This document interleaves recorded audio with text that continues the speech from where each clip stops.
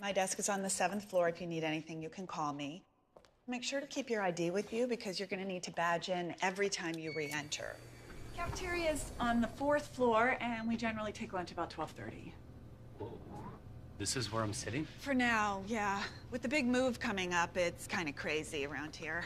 I promise it's only temporary. All right, thank you. Mm-hmm.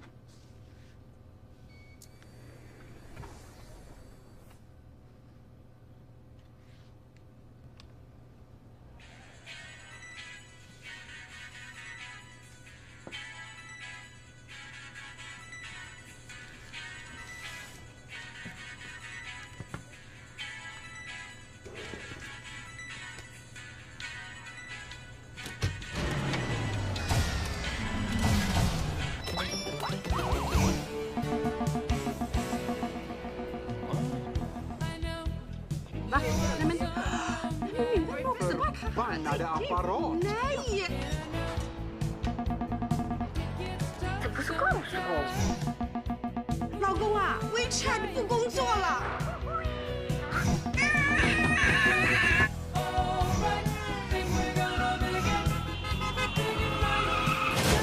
Come on! Let us we need Airbnb! This is not an Airbnb! Where are we, man? I don't know, man! I don't even know what city we're in! Look out!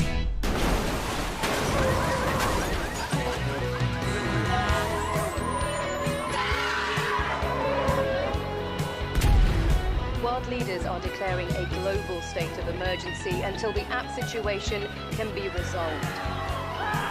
Selfies! Get ready! Selfies! Selfies! Apocalypse is nigh! Apocalypse is nigh! Okay, who wants to go first?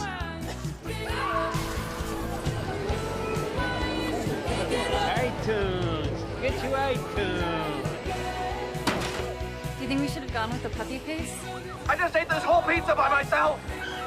Hashtag too delicious to share! Hashtag pizza emoji! Farm bill 2 right here, y'all! Hashtag InstaFood! Brian, looking for Brian? Hashtag does anybody want a slice?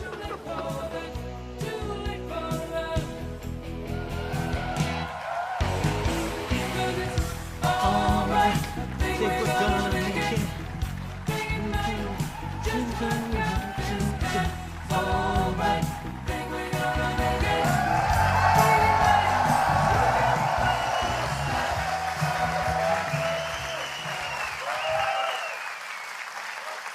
Good morning. I'm so glad that really can't happen. Welcome to WWDC.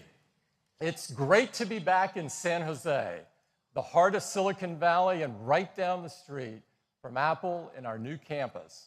It's been 15 years since we held the developer conference in San Jose, and an awful lot has changed. But the one thing that hasn't changed is our commitment to the developer community and our ability to do amazing things together. This is going to be the best and biggest WWDC ever.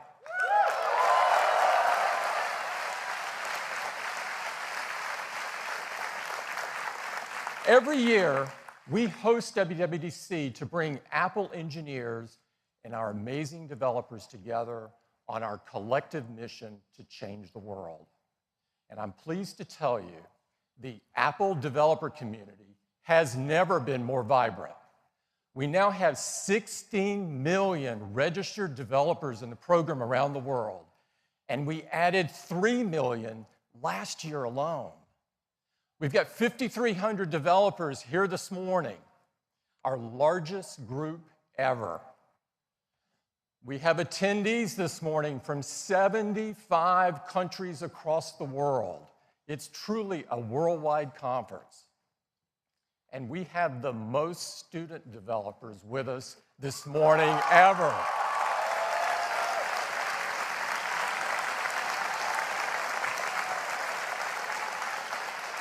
In fact, one of our youngest is here this morning. His name is Yuma Sorianto. He's from Australia, and he's just 10 years old. He started coding when he was 6, and he already has 5 apps on the App Store.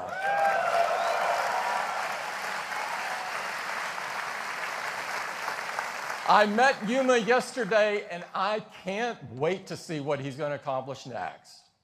And while we've got some great up-and-coming developers like Yuma, we've got some that got a bit of a later start. Masako Wakamiya is just 82 years old, and she's from Japan, and she published her first app earlier this year. So if you haven't published yet, there is still time. Let's give them a big round of applause.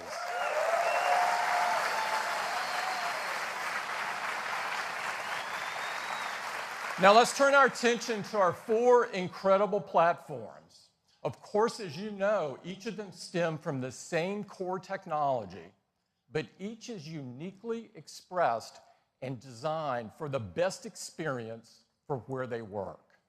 We keep pushing these platforms forward, giving you, the developers, powerful tools and opportunities to change the world. That's why this developer conference is so important. Now, we have a lot to talk about today, and I do mean a lot. So I'm dispensing with the updates other than to tell you Apple's doing great. Yeah. We have 6 important announcements to share with you this morning. So let's get right into it, and I'll start with tvOS. We recently introduced the TV app on Apple TV, iPhone, and iPad to create the easiest way to discover and enjoy your TV content from across your video channels, all in one convenient place. We launched it with support from just a handful of video channels, but now we have 50 partners integrated into the TV app. And today, we're really thrilled to announce that Amazon is coming. Amazon is coming to the TV app and all Apple TVs later this year with Amazon Prime Video. And of course, as you know, Prime Video provides a wealth of great content, thousands of TV shows and movies, and some great original content like Transparent, Mozart in the Jungle, Man in the High Castle, and so much more. We are so pleased to welcome Amazon to Apple TV.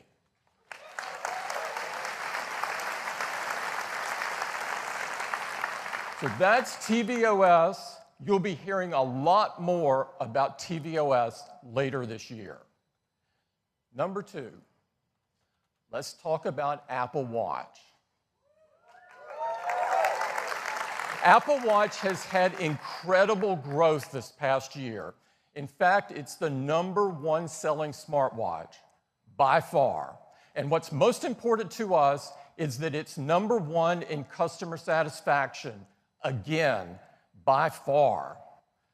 Apple Watch is designed to help you live a healthier life, and people are absolutely loving the fitness capabilities, the health capabilities, the quick access to information, and even the ability to swim with it. We've got some exciting updates to the watchOS, and to take you through them, I'd like to invite Kevin Lynch up. Kevin? Thank you, Tim. So watchOS is moving forward really quickly, and I'm very excited to introduce watchOS 4 today. This furthers the areas that people love and also introduces new ways to make the watch more personal to you. Let's start with watch faces. Now, Apple Watch is great for quickly glancing at information, and many people are using a watch face like this today. And now you need to choose what information shows up here. So for example, weather, calendar, and workouts, or maybe you'd like to look at the date and reminders and sunset. The information that you'd like to see actually varies based on time and your location and your routines. What if we could actually show you a selection of information that you might need automatically? Well, Siri is becoming more and more a proactive assistant, knowing what information you need when you need it. And we've created a new watch face which is powered by Siri intelligence. This is the new Siri watch face. Now it automatically displays the information that's most relevant to you, and you can also access Siri just by tapping on the new complication on the top left. And it automatically displays this information with the same type of intelligence we've applied on iOS. We're using machine learning to adapt automatically based on your routines and the apps that you use when you use them. So in the morning, I might see, for example, commute time and my first meeting. And if I rotate the crown, I can see more information from Siri. For example, reminders or even photo memories from this same time last year or maybe from this location. And throughout the day, whenever you raise your wrist, the face will dynamically update with information for you. So for example, at noon, I might see a reminder to make a call, and I might get a pass to a flight that I'm taking that afternoon. So relevant passes in Wallet can appear here right in the face, including from third-party apps. Now, at the end of the day, I might see what time the sun's going to set, and also I can get access to controls I tend to use in the Home app at night. So this is an intelligent, proactive assistant right on your wrist, and this is the new Siri face on Apple Watch.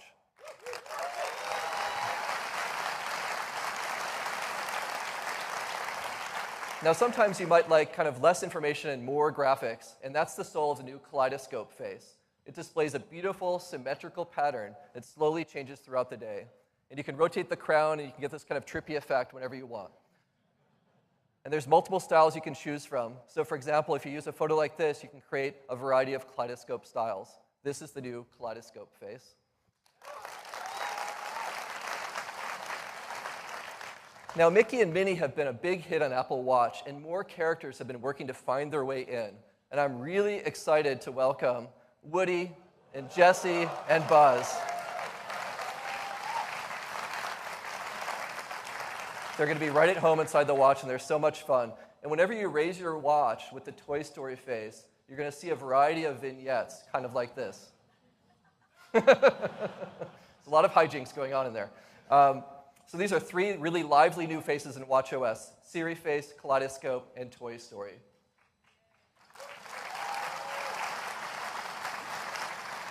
Now let's talk about activity. Apple Watch has already been helping many people improve their health and fitness, and activity is one of the most frequently used apps on the watch. In watchOS 4, activity notifications are more personalized to you to help you close your rings more often. So you might start off each day with some inspiration by receiving an update like this. This lets you know if you're close to accomplishing an achievement or what you can do to match yesterday's goals. And these are all personalized to you. And as part of this smarter coaching, we're also introducing monthly challenges. And these challenges are designed to help you either beat or repeat something that you accomplished or came close to doing, and they're all achievable because they're based on your real history. And like every great coach, we want to celebrate your success, so we've added a little bit more fun when you close your rings or earn an achievement. So you'll get smaller celebrations for everyday successes and bigger celebrations for harder to reach milestones. Now we've also enhanced the workout app to be even easier to use and more powerful. Starting with the new UI, where quick start's right up front, you can just tap and go, it's much easier, and customers have really loved the new swimming capabilities in Series 2. And we're now enhancing the pool swim workout with auto sets. So just by taking a rest at the edge of the pool, we'll automatically mark each set of swimming that you're doing. And at the end, you'll even get your distance for each stroke type and your pace for each set that you're doing. And we also are creating, it's great, the pool swim thing is very popular. We've also created some custom motion and heart rate algorithms for a new workout type called high-intensity interval training. Now, this is one of the most popular workouts in the world, so we know it's going to be a favorite for a lot of you when you start using it.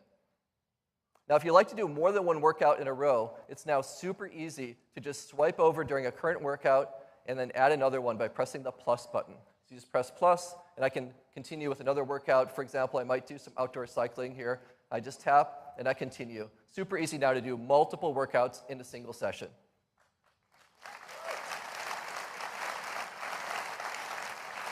Now, many people are doing the workouts indoors at a gym.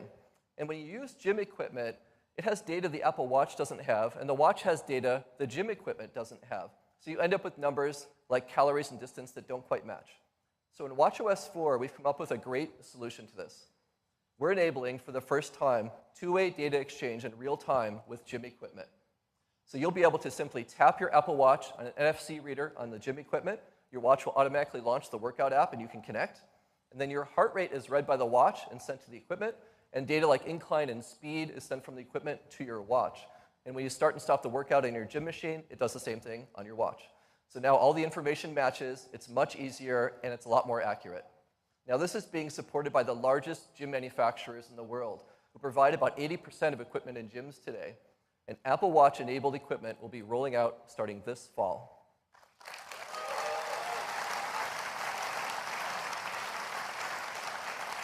Now let's talk about music. Apple Watch paired with AirPods has really become a magical combination. And we're redesigning the music app on Watch to make this a really great experience. With the new music app, we're going to automatically sync music for you based on what you love to listen to. So for example, we'll automatically get your Apple Music mixes, like new music and favorites, freshly updated on your watch. And the app simply presents some beautiful album art and playlist images, and you can just navigate by rotating the digital crown. When you get to the album you like, you can just tap and play. So you can easily play your music now, and we support multiple playlists and music on the watch now. So your music that you love is going to be ready when you are, and making Apple Watch and AirPods a truly magical listening experience. That's the new music app. Now let's take a look at this. To give you a quick demo of watchOS 4, please welcome Vera Carr from the Watch and Health engineering team. Thank you, Kevin. Good morning. I'm so excited to be here. The first thing I want to show you is the new dock. I can now vertically scroll through my recently used apps, like the new music app. Using the dock makes finding the apps I'm looking for easier than ever. Next, let's look at the new intelligent Siri watch face. Here in the warm morning, I could see things like the weather for today and my upcoming events. Later today, I'm heading back to San Francisco to see my parents, and in the afternoon, the Siri face will proactively update to tell me how long it'll take me to get there. Tonight, we're going to see the new Alien movie, which I'm super excited about. No one spoil it for me. For any content in the Siri face, I can tap directly into the app for more details. Here, for example, the Siri face has my tickets, so tonight I can just raise my wrist, and with one tap, they'll be ready. The Siri face also shows me timely content like photo memories and news. Here's a news headline picked for me by the brand new news app now available on Apple Watch.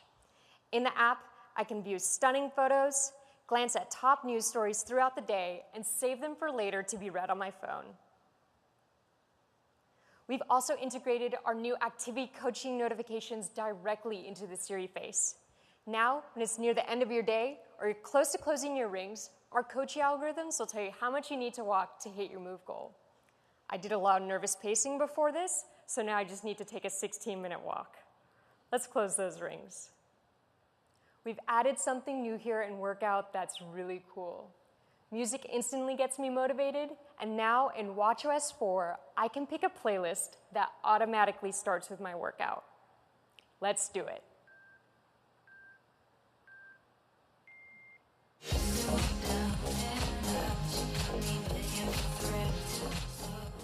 And when I'm in a workout, I can quickly swipe to the left and control my music right here.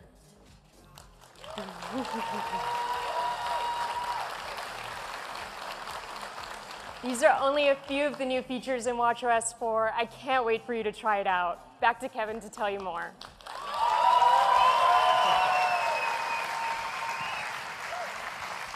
Terrific job, Vera. Thank you. There's a lot more coming in watchOS 4. Including, for example, a new flashlight in the control center, which you can also use as a blinking safety light when you're doing an evening run. There's a lot more happening here. Now, we of course have a number of updates that enable great apps by developers in watchOS, including more support for apps running in the background, faster app responsiveness, and some new UI capabilities. And we're also now supporting native core Bluetooth on the watch, which is going to enable experiences for apps that work with small devices around you. So for example, continuous glucose monitoring directly from Dexcom's sensor to your watch. Or Zap Tennis, which connects to a sensor on your racket for real-time swing analysis when you're playing. Or Zensor, which connects your watch to your surfboard so you can actually see the height of the waves you're doing and how many calories you're burning while you're still in the water. So lots of new possibilities here for watchOS. Developer Preview is available today, so you can get going. And there's a free upgrade for everyone across all watches this fall. And that's just some of what's coming in watchOS 4. Please welcome Tim back to the stage. Thank you. Thanks, Kevin. Thanks, Tim. WatchOS 4 is a great update. Now, let's talk about a product that in many ways is the heart and soul of Apple. And of course, I'm talking about the Mac.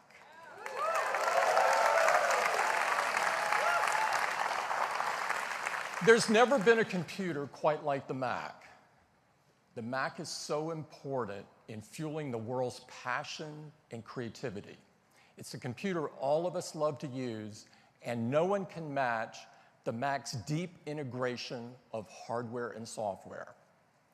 And of course, at the heart of the Mac experience is macOS. And to tell you about what's next with macOS, please welcome Craig Federighi. Craig? Thank you. Thank you, Tim. Hey, good morning. Well, let's talk about macOS. Now, our current release of macOS, of course, is macOS Sierra.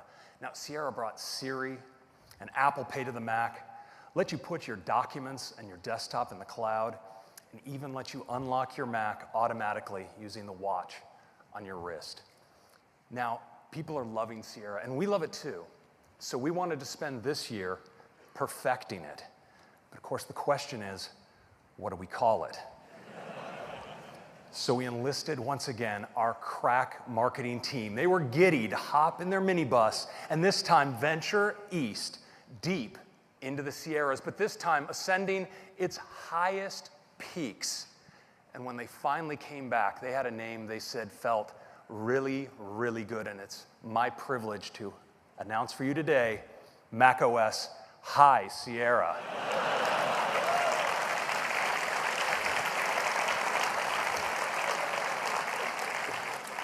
Now, we talked to the guys and we said this might be misconstrued, but they assured us this name is fully baked.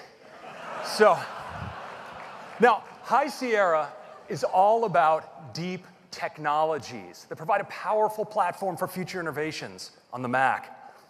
But we couldn't help ourselves. We also added some refinements, and it starts with Safari. Now, Safari is known for its efficiency and its legendary battery life, but Safari is also incredibly fast. In fact, we benchmarked Safari on the same hardware running macOS and Windows with all the popular browsers, and Safari smokes them in benchmark after benchmark. Jetstream, Speedometer, MotionMark, Safari tops them all. Because that's right, Safari is the world's fastest desktop browser with High Sierra. And Safari's domination continues with the new modern version of JavaScript, ECMAScript 5, where you can see Safari delivers 80% faster performance than Chrome. Now, in addition to being tremendously fast, Safari also helps give you a serene browsing experience. Now, you know, sometimes you go to read an article, and instead of finding something to read, you get this.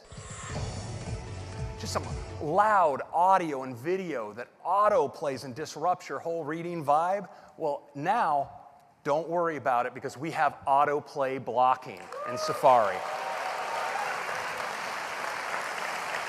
Safari detects the sites that shouldn't be playing video and puts you in control. You can always push play. Now, Safari is also key in respecting your privacy.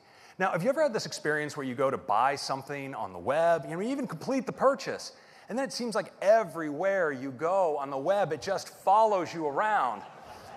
It kind of feels like you're being tracked. And that's because you are. No longer, because Safari has intelligent tracking prevention.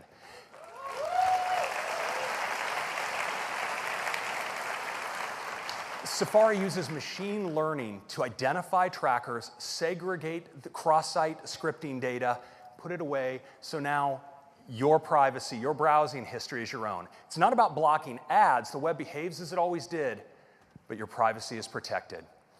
Next, I want to talk about some refinements to Mail, and it starts with search. So in addition to providing searches based on recency, search in Mail is now using Spotlight to identify your top hits. So the message you're looking for is almost always right there at the top. And if you're into using Mail in full screen, well, now we support split view for your Compose window. It's a great way to compose Mail. And mail's more efficient than ever. It actually uses 35% less disk space for storing your mail. Now, probably our biggest area of refinement in High Sierra is in photos. Now, yeah, Photos has some great new organization and editing tools. There's a persistent sidebar and a new view that has all your imports in chronological order. And in any view up here in the upper right, you can filter by your keywords, by your favorites, by just media types like video. So it's really easy to get to just what you're looking for. We've also improved faces. It recognizes far more faces automatically using advanced convolutional neural networks. And when you put effort into categorizing and naming people, well, that's now synchronized automatically across all your devices.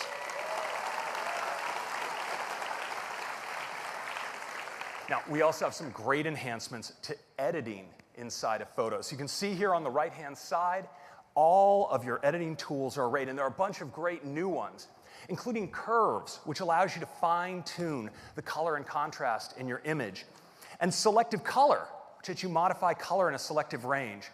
And I think you're going to like this one, because if you like to do edits in a pro tool like Pixelmator or Photoshop, well, now when you punch out to that other editing tool, all of your edits automatically synchronize right back to your photo library.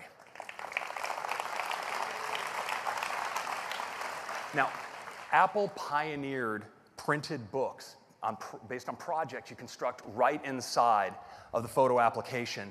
And now we're opening this up to third parties. They're going to offer some amazing new printing services, full framed wall-mounted photos, and even publishing websites, all based on projects right inside of Photos. So those are some quick refinements, but I want to return to the main story now, and that's technology, because we've gone deep on the fundamentals: data, video, and graphics. And when it comes to data, the fundamentals are in the file system. Now, the Mac file system has its roots, actually, HFS, from 30 years ago. Well, a lot has changed since then. We have a lot of flash drives. Our storage is 1 billion times larger, and it's time for a more modern file system. So I'm pleased to announce that we're bringing the Apple file system to Mac OS as our new default.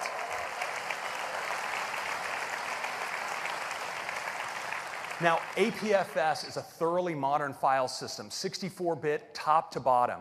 It's safe and secure with built-in crash protection and native encryption.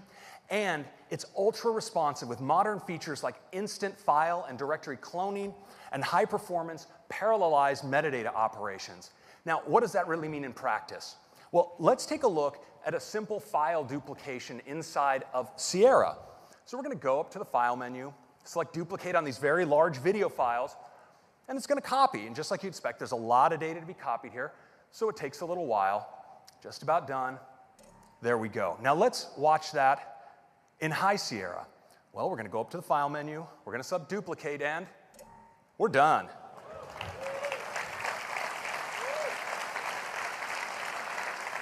Next up, video. Now, the current standard in video is H.264. In fact, H.264 has really enabled the revolution of streaming HD video on the internet. But of course, the game has moved from HD to 4K and 4K high dynamic range video. And there's a new standard to support this. It's H.265 or HEVC. And you want your video to look great, preserve all the detail and color, and HEVC does it while saving up to 40% better compression than H.264. Now, we're building in software encoder support into High Sierra for all Macs and hardware acceleration of HEVC for the newest Macs. And we're also building it into Pro Tools like Final Cut, Motion, and Compressor. Now I want to return to our main story, which is graphics. And graphics are all about the GPU. The GPU has been the performance superstar of the last decade, delivering incredible gains in computational performance. Now, our API for high-performance graphics is Metal, and developers have taken amazing advantage to Metal. This is Dawn of War 3 from Feral Interactive, incredible graphics. This is DaVinci Resolve from Blackmagic, which can accelerate many editing operations. And of course, we even use Metal inside of Photos for doing machine learning and identifying your photos. But we've learned a lot working with developers on their adoption of Metal, and we have a new version to announce today, and you'll never guess what we called it. It's Metal 2. Now, Metal 2 is tremendously fast. In fact, it has great optimizations and new APIs that, when adopted, deliver another 10 times improvement in draw call throughput. Now, some of you remember when Metal first came out, it itself had a 10 times improvement over OpenGL. You can multiply those numbers together. That's 100 times improvement. Now, we've also provided better debugging and performance analysis tools for you to optimize your app for Metal.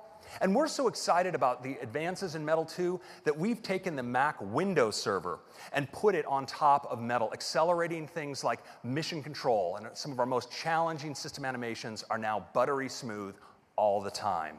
Now, Metal is not just about graphics. We're also using it for machine learning. It can now accelerate. Yes, we have Metal performance shaders that accelerate all kinds of deep learning algorithms. Now, another piece of Metal news today is Metal for external graphics. So, you know our MacBooks have this tremendous balance of portability and power.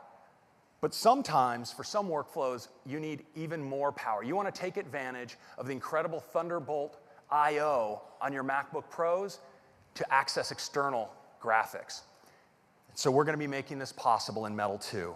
Now, we're starting with the developer kit that'll be available today.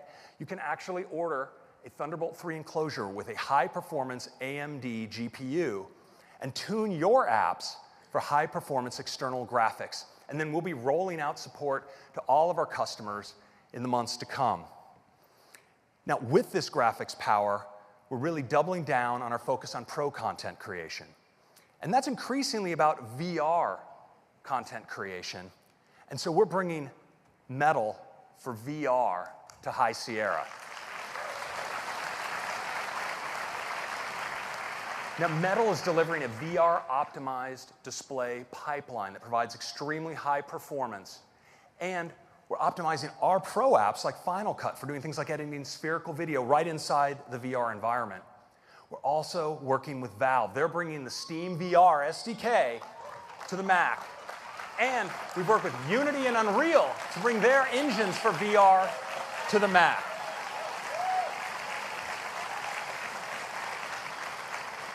It's really cool, and you might just be seeing a little bit more from us later today on this topic. So that's a quick look at macOS. Some great technologies with the Apple file system, HEVC video, and incredible graphics with Metal 2, support for external graphics, and VR support on the Mac. And of course, a bunch of fantastic refinements.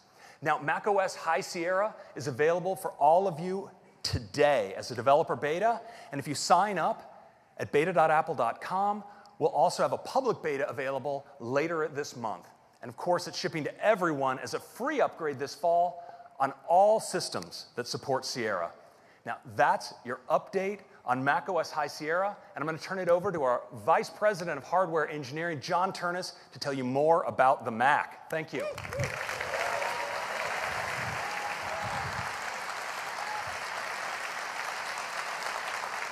Thank you, Craig.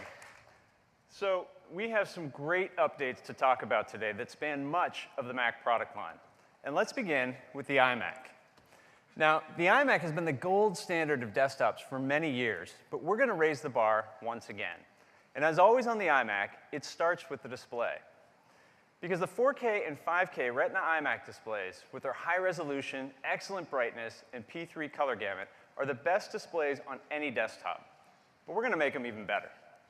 So these new displays are now going to be 500 nits. That's 43% brighter than the previous generation.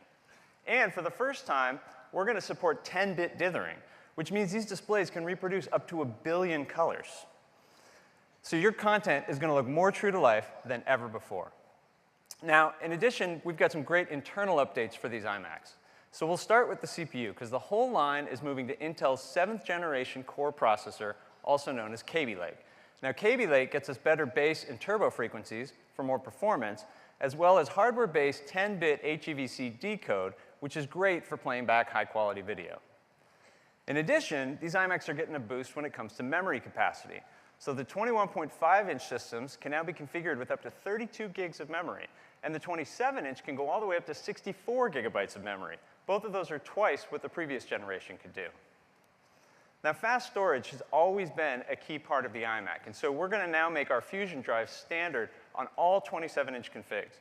And it's also going to be standard on the high-end 21.5-inch config as well. In addition, our SSD options are going to be up to 50% faster and now available up to 2 terabytes. And the iMacs are getting an I/O upgrade as well, because we're giving them 2 USB-C connectors which support Thunderbolt 3. And we think our customers, especially our pro users, are really going to love this, because you can do some cool things, like hook up a high-performance RAID array and an external 5K display at the same time. So now let's talk about graphics. And as you heard earlier, we're investing heavily in graphics software technologies like Metal 2.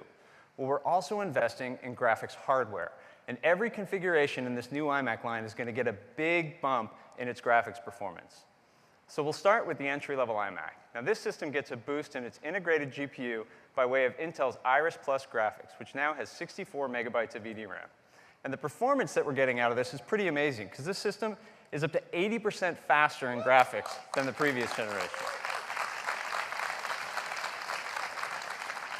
Now, next up is the 21.5-inch iMac with Retina 4K display. And the big news here is that we're going to be moving to discrete graphics and making it standard on all 4K iMacs. And that's going to come, there you go, and that's going to come in this Radeon Pro series GPUs with up to 4 gigabytes of VRAM. And again, this move to discrete graphics yields a pretty spectacular performance increase, because this new system is up to 3 times faster than the previous generation for graphics. Now, lastly, we have our 27-inch iMac, and this is our most popular desktop for our pro customers. So obviously, it's going to get a bump in graphics today as well. So it's going to have these Radeon Pro 500 series GPUs with up to 8 gigabytes of VRAM.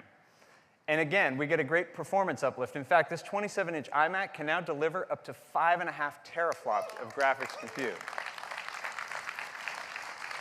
which makes it a great platform for VR content creation.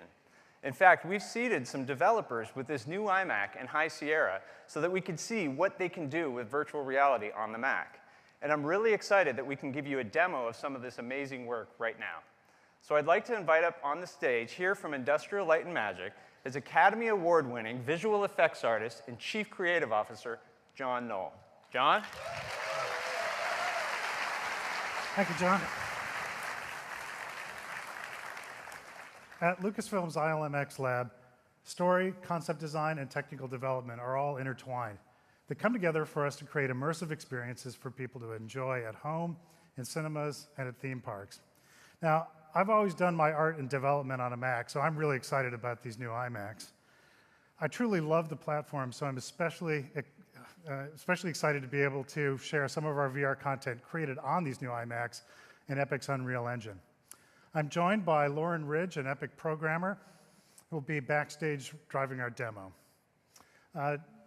Working together, we can work in real time to create an immersive experience as we step inside the Star Wars universe. Now, Lauren's backstage so we can show you the environment around her.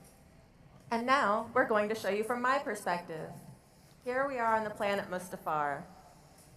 Thanks to the native VR support in macOS High Sierra, I can use Unreal Engine's editor to create content inside the VR experience.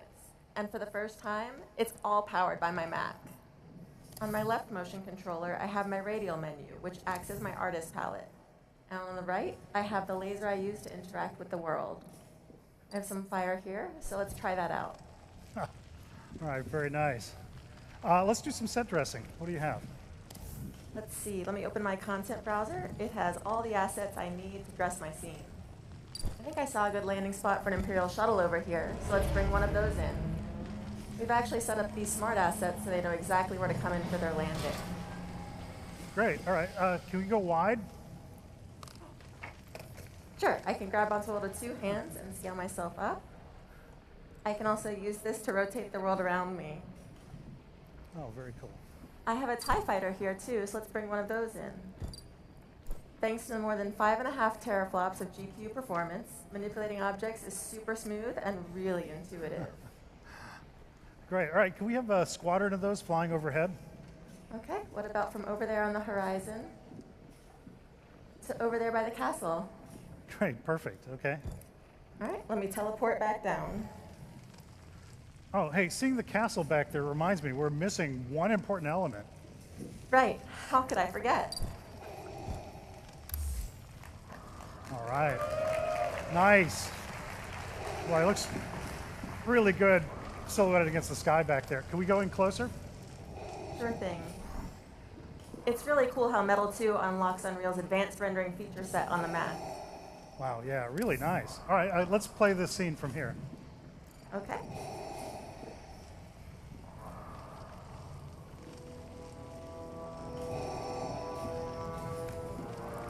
Oh, he's upset. That's the third one this week.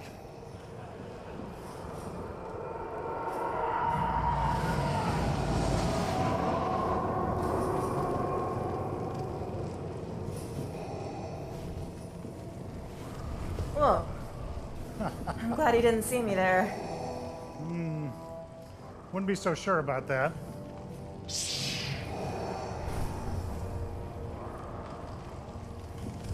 All right, actually, let's stop it right there.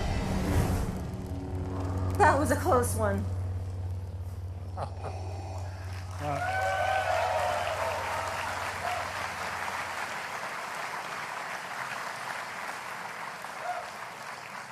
Well, it's really nice to see an iMac rendering this level of graphics in VR mode at a smooth 90 frames a second.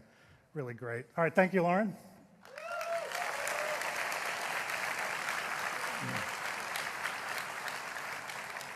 Metal 2 and Unreal's, our Epic's Unreal Engine will enable the next generation of storytellers.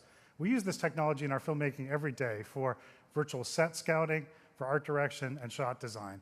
And that means that this immersive content can be made by the same people that bring you the films. That's incredibly powerful. At Lucasfilm and ILMX Lab, we're looking forward to using our Macs to create new experiences as we invite people everywhere to step inside our stories. Thank you. All right, thank you. Thank you, John and Lauren. That was awesome. So that is our update to the iMac line. And to recap, they have the best Mac displays we've ever made. Faster processors, higher memory capacity, super fast storage, Thunderbolt 3, and as you saw, incredible graphics performance. So here's the line, but there's one more change, because we're going to bring even more value to the iMac product line. For the first time ever, we're going to have a 4K iMac that starts at just $12.99.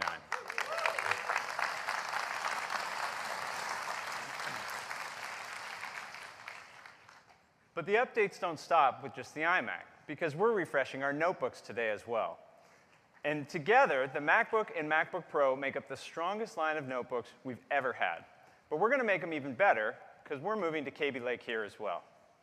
And we're bringing faster SSDs to our MacBook and faster standard graphics to the 15-inch MacBook Pro. So a great performance bump across the board. So here's that lineup, but just like the iMac, we're going to bring more value here as well, because we're going to have a new configuration of the 13-inch MacBook Pro that also starts at just $12.99.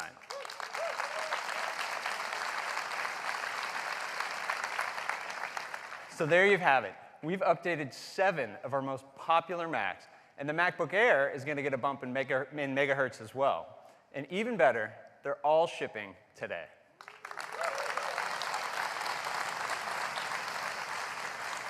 Now, we care deeply about the environment, and so as with all our products, we've been working really hard to ensure that these new Macs are free of harmful chemicals, very energy efficient, and highly recyclable. So that's everything we're updating today. But it's not actually everything we want to show you today. Now, the iMac line has incredible breadth. It spans from an entry-level system that's perfect for use at home or in a school, all the way up through that powerhouse 27-inch model, which allows professional customers to create amazing things every day. But that said, there's another class of pro users who would love to be able to take advantage of the iMac's display and design, but they need workstation-class performance that can't possibly fit into an all-in-one. Well, we wanted to challenge that assumption, and so we've been working really hard to see just how far we can push the iMac. Now, this isn't going to be shipping until the end of the year, but I'm really excited to be able to give you a sneak peek at what we've been up to. And here it is.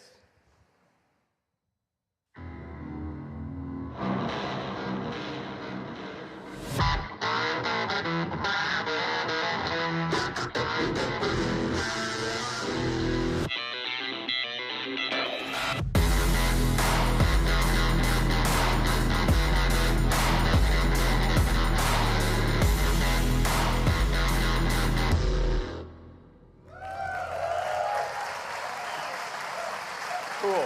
So that is the new iMac Pro. Now, the first thing you'll notice is it features the same great design as our 27-inch iMac, but it's in this seriously badass space gray finish. And with that stunning new color and gorgeous 5K display, this is without a doubt the most beautiful iMac we've ever made. But it's also going to be, by far, the most powerful iMac we've ever made. In fact, this will be the most powerful Mac we've ever made. Because we actually are going to put workstation-class performance into our incredible 5K iMac design. Now, to do that, the team had to completely rethink the thermal architecture. And they came up with this really efficient dual centrifugal fan solution, which generates significantly more airflow than a traditional iMac. In fact, the iMac Pro has a greater than 80% increase in cooling capacity. So that means we can deliver unbelievable performance while still maintaining the quiet operation you'd expect from an iMac. So let's talk about what's inside, and I want to start with the CPU, because we wanted to go really big here. So the iMac Pro is going to ship with an 8-core Xeon processor. But it's also going to ship with a 10-core Xeon processor. And then we thought, you know, we've gone this far, let's get really nutty. So we're going to offer it with up to 18 cores.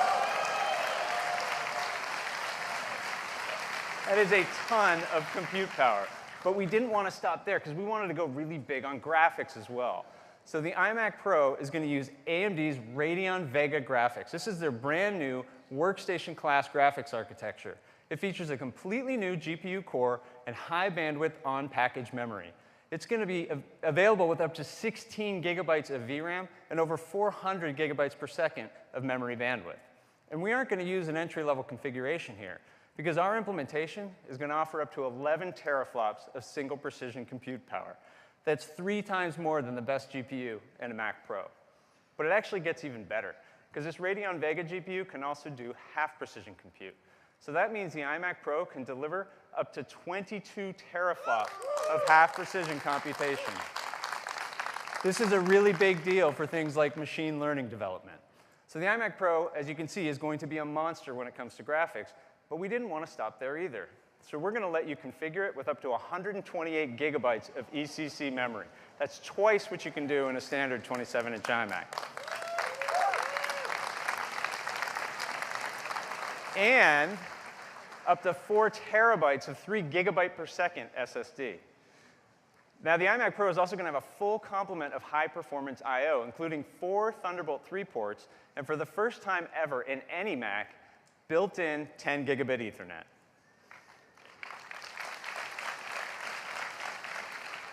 And with all that cutting-edge I/O, you can do some pretty amazing things. Like you can hook up 2 5K displays and 2 high-performance RAID arrays. No iMac before could ever do that. And when you combine that with the internal display, that means the iMac Pro can drive up to 44 million pixels.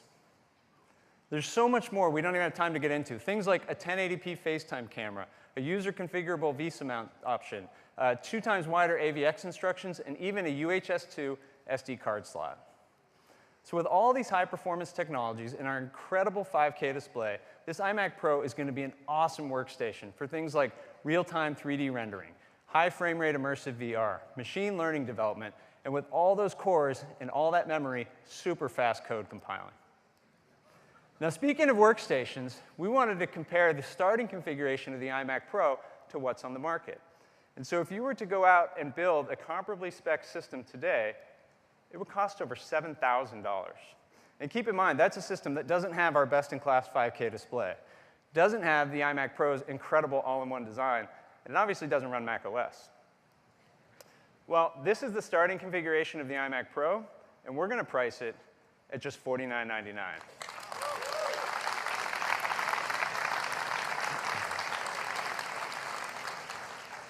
And it's going to be available in December. So that's a sneak peek at the iMac Pro. It packs workstation-class performance into our incredible 27-inch iMac design with its gorgeous 5K display. And it is going to be the most powerful Mac we have ever made. So that is all of our Mac news today. Now back to Tim. Thanks, John. All right. So many great things happening with the Mac. And John, I agree, that iMac Pro is really badass. All right. Next up, let's talk about iOS. The world's best and most advanced mobile operating system. Our customers love the latest version, iOS 10, which has an industry-leading 96% customer satisfaction. And it's absolutely incredible that 86% of our customers are running iOS 10 and taking advantages of its capabilities. This blows away the other platforms that suffer from horrible fragmentation. With iOS, developers can always target the latest capabilities and features of our latest operating system and be confident that there's customers there for them. Now today, we're going to take the world's best and most advanced mobile operating system and turn it up to 11.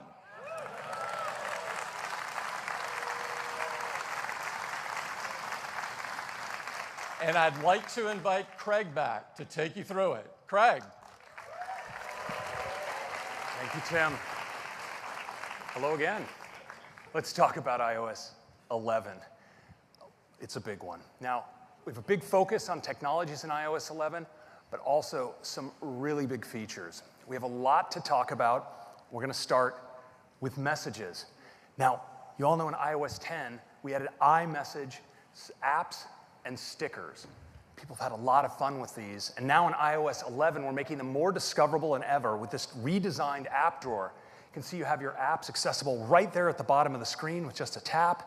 You can bring them up, scroll through them, and tap into any app. It's really easy. It's going to make it a lot of fun for you to use your apps and stickers.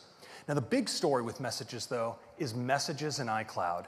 Because now, with your iMessages in iCloud, when you sign in to another new device, well, all of your conversations are automatically synchronized.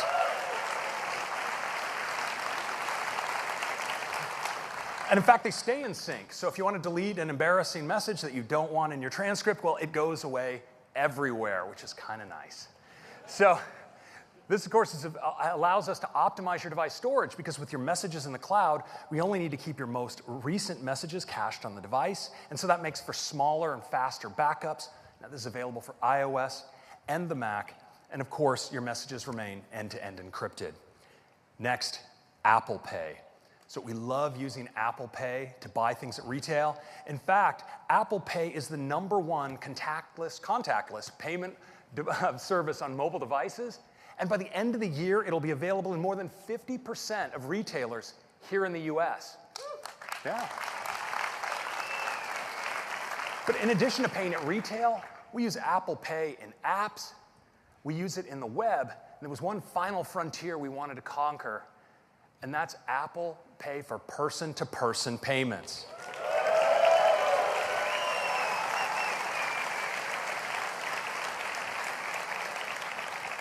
Now, it's super simple because it's integrated right in to Messages as an iMessage app.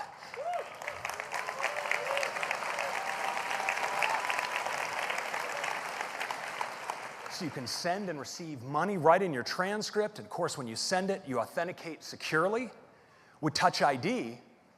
And if you receive money with iMessage, it goes in your Apple Pay cash card. And from there, well, you can send it on to friends and family if you're charitable.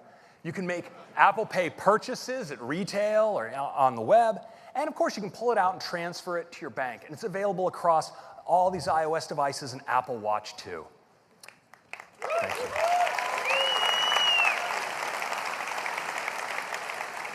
So next, let's turn to Siri. Now, Siri is used monthly for more than 375 million devices. It's absolutely huge. And it's available in more languages and more countries than any other assistant, 21 languages in 36 countries.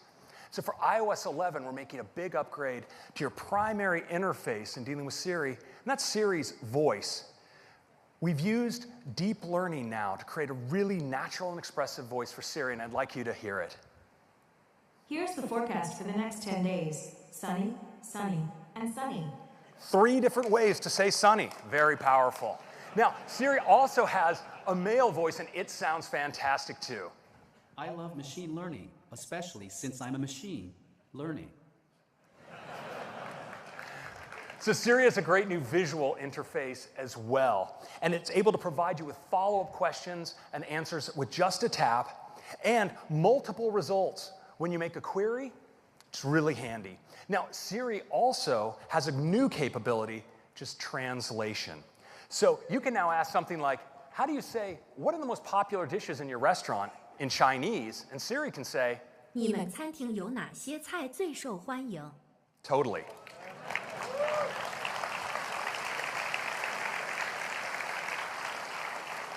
Now, translation initially will support translation from English to Chinese, French, German, Italian, and Spanish, and we'll have more language combinations coming in the months to come. Now, when it comes to using Siri to access your other applications, we have SiriKit, and SiriKit can now do more than ever in iOS 11. So now you can do task management by using Siri to make tasks in OmniFocus or Things, take notes in Evernote, do banking in City Mobile, or even bring up a QR code in WeChat. Now, Siri isn't just a voice assistant, because with Siri Intelligence, Siri not only understands your voice, it understands the context, it understands your interests, it understands how you use your device, and this allows it to ultimately understand what you want next. Now, we've all experienced this where Siri can help us predict what apps we might want to use next, give us a time to leave notification based on our calendar and where we are, help us respond to a text message. In iOS 11, Siri uses on-device learning to understand more about topics of interest to us. So it can actually suggest topics we might be interested in learning about in news. It can help us respond with our location for getting to an appointment to someone in messages, and even help us make a calendar appointment based on something we've just booked inside of Safari on the web. And what Siri learns about you on device is now kept synced across all of your devices. So you're dealing with one Siri, but of course, this is kept completely private, readable only by you and your devices.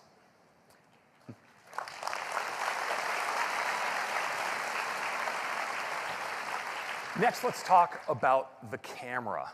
People love the fantastic cameras in the iPhone 7 and 7 Plus. And in fact, our customers now take 1 trillion photos per year.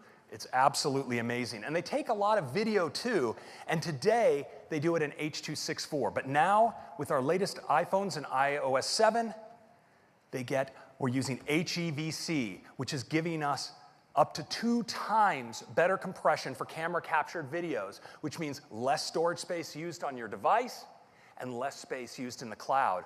And we're applying these same techniques to replace JPEG capture with what we call HEIF, High Efficiency Image Format. It's based on HEVC, and it also provides awesome quality images at half the size on your device.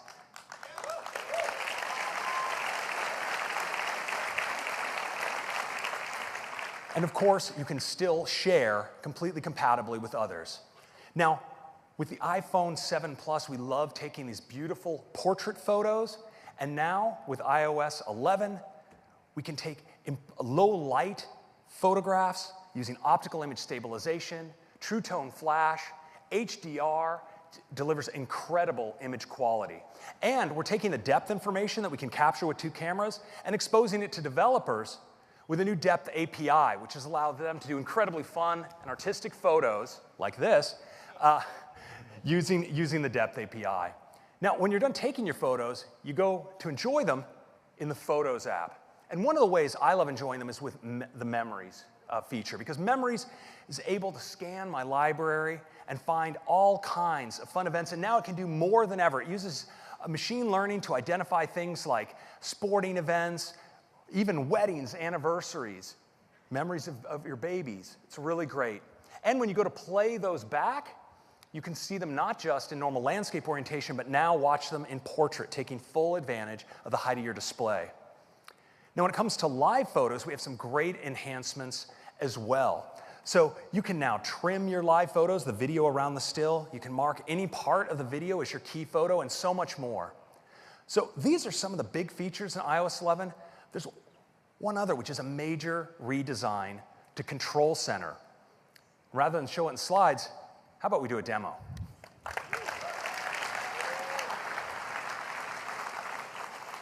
All right, let's take our first live look. No, I don't want to do that.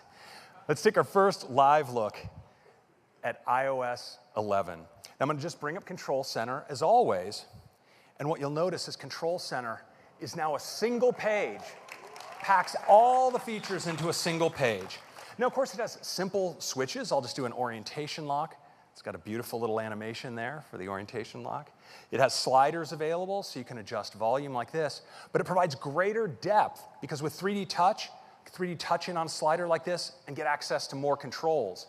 And this allows us to pack lots of capabilities really easily into the design. So you see, we have our wireless controls. Well, I could just tap on airplane mode, but if I 3D touch on the platter, I get access to even more features. And this is really great with your music, because you can operate them here or jump in for even more information. So it's a really great new Control Center, and I think you're really going to love it. Now, we've also taken this opportunity to redesign Lock Screen and Notification Center by making them one. So now, when I'm on my lock screen, if I unlock the device, just like that, I can actually now swipe back down. I'm actually on my lock screen seeing those notifications, but I can get at all my other notifications just by scrolling up like that. It's a really great unification, and you still have access, of course, to your widgets on the left and your camera on the right. Now, let's take a look at photos.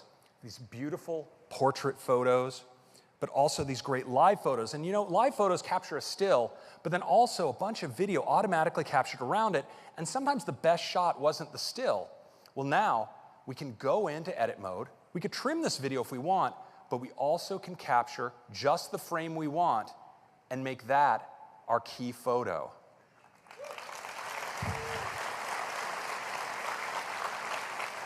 Now, we can do other really fun things with live photos.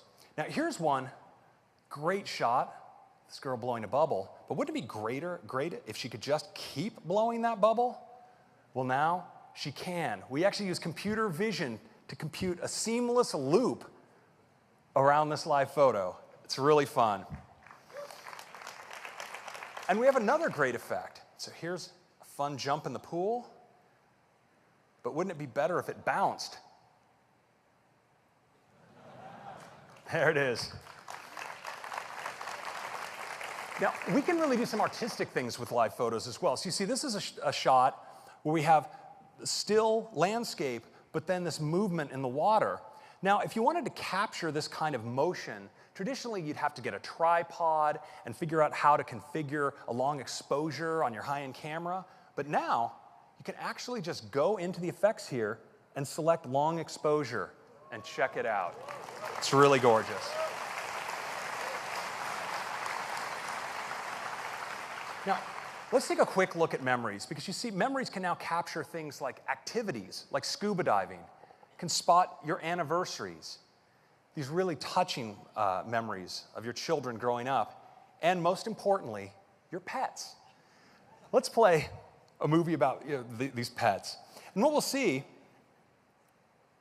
is that we play them, of course, traditionally here in landscape, which is a great way to watch video. And of course, Memories is using computer vision to actually identify photos of your pet and pick the best scenes. Now what's great is I can also rotate my phone now into portrait, and it automatically reformats to take full advantage of the height of the display.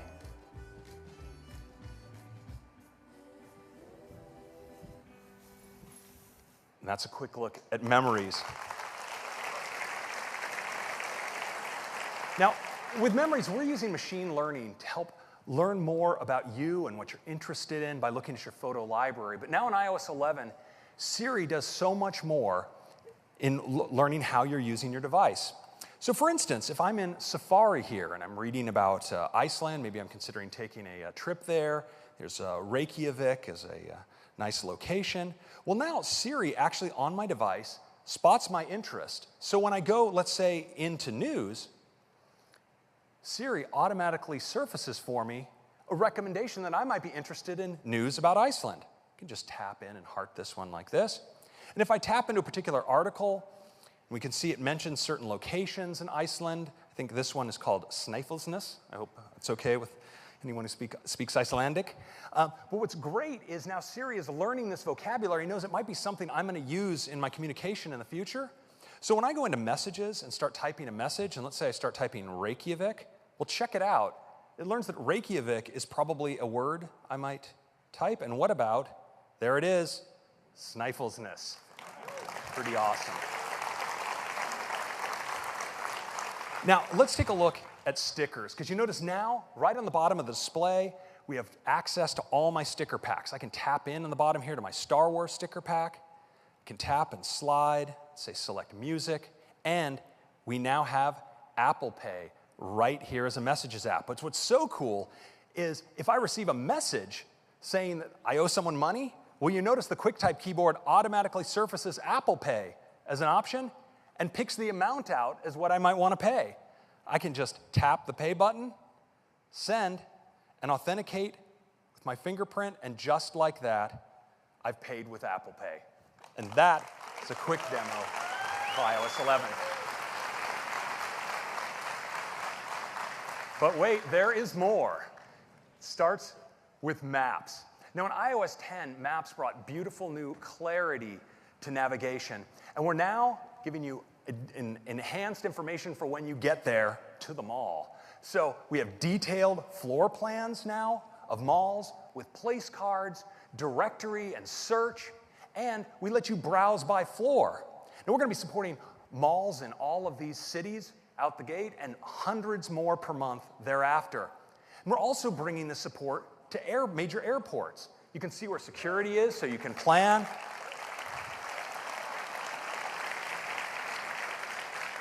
Now, we'll be supporting all of these airports to start, and again, building out more over time.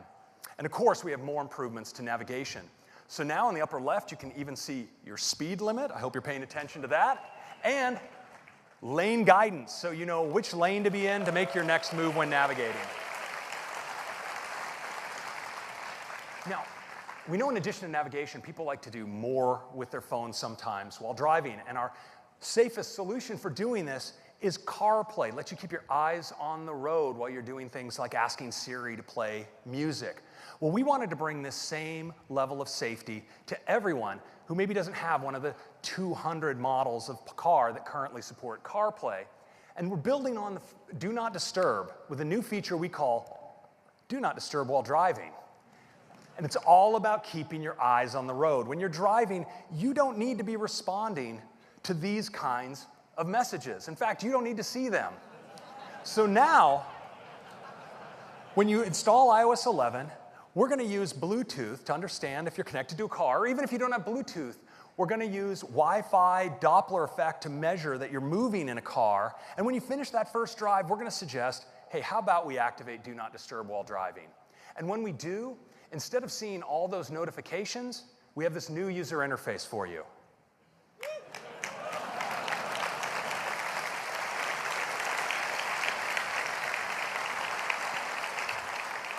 Now, if you're tempted and you try to turn on your phone, you're actually going to receive this little reminder that you're not receiving notifications while you're driving. But of course, you might be sitting in the back seat, in which case you can tell us, I'm not driving, and you can get through. But what if you are driving and someone sends you a message? Well, they can now get an automatic response saying, I'll see your message when I get where I'm going. And you can also enable select people to break through if it's especially urgent. You can have the peace of mind that you can get contacted, they can reply urgent, and that message will go through. We think this is going to be a real important step in safety in the car.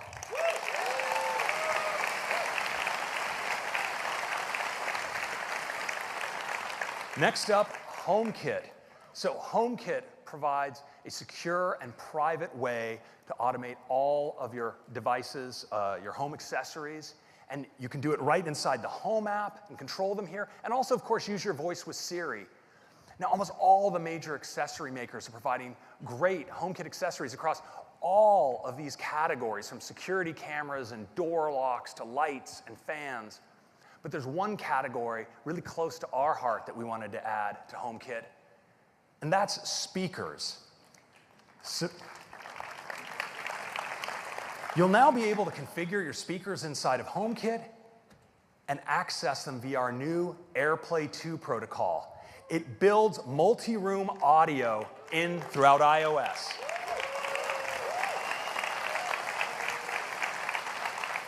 So you can play music to select speakers throughout your home, right from the Music app. And with Apple Music, we have a new feature called Shared Up Next. So if you have a friend over and you have a playlist going, and maybe your friend wants to contribute to that playlist, well, they can do that without interrupting the music. You all can pile into that party playlist.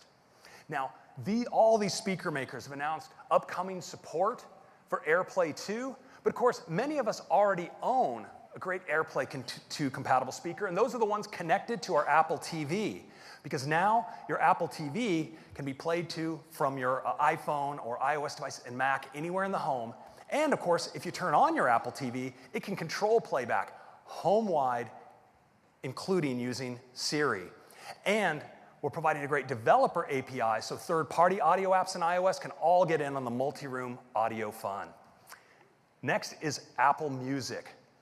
Now, last fall, we introduced an all-new design for Apple Music, which brought greater clarity and simplicity to the Apple Music experience. And we now have 27 million customers who are really enjoying the curation as well as the personalization of Apple Music. But of course, a lot of the way we discover music is to ask one of our friends, what have you been listening to lately?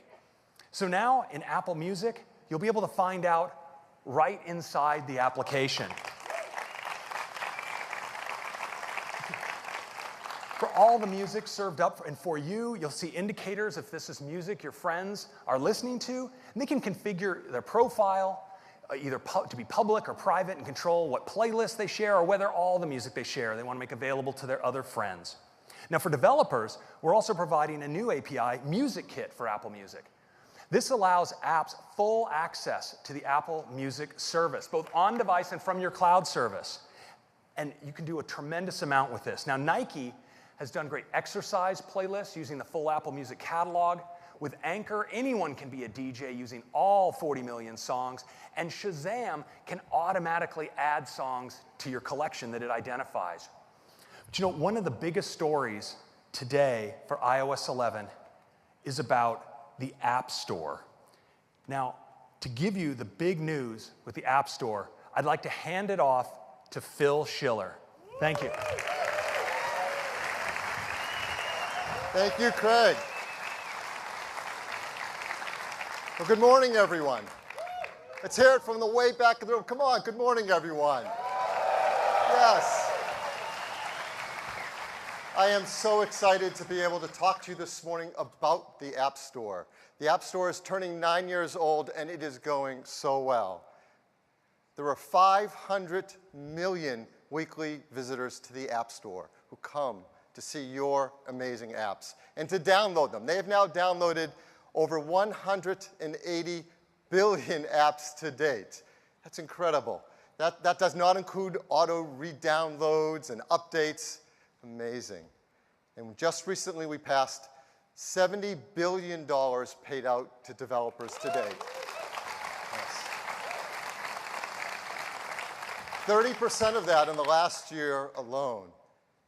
The apps are incredible, and customers are doing things with them that none of us had ever imagined, like this. These are people in Hong Kong playing Pokemon Go. Pokemon Go is from Niantic. It was one of the big hits from last year, and there have been a lot of big hits last year from big developers and indie developers alike. And together, the developers and Apple, we've made this the best app platform in the world. So thank you. Yes.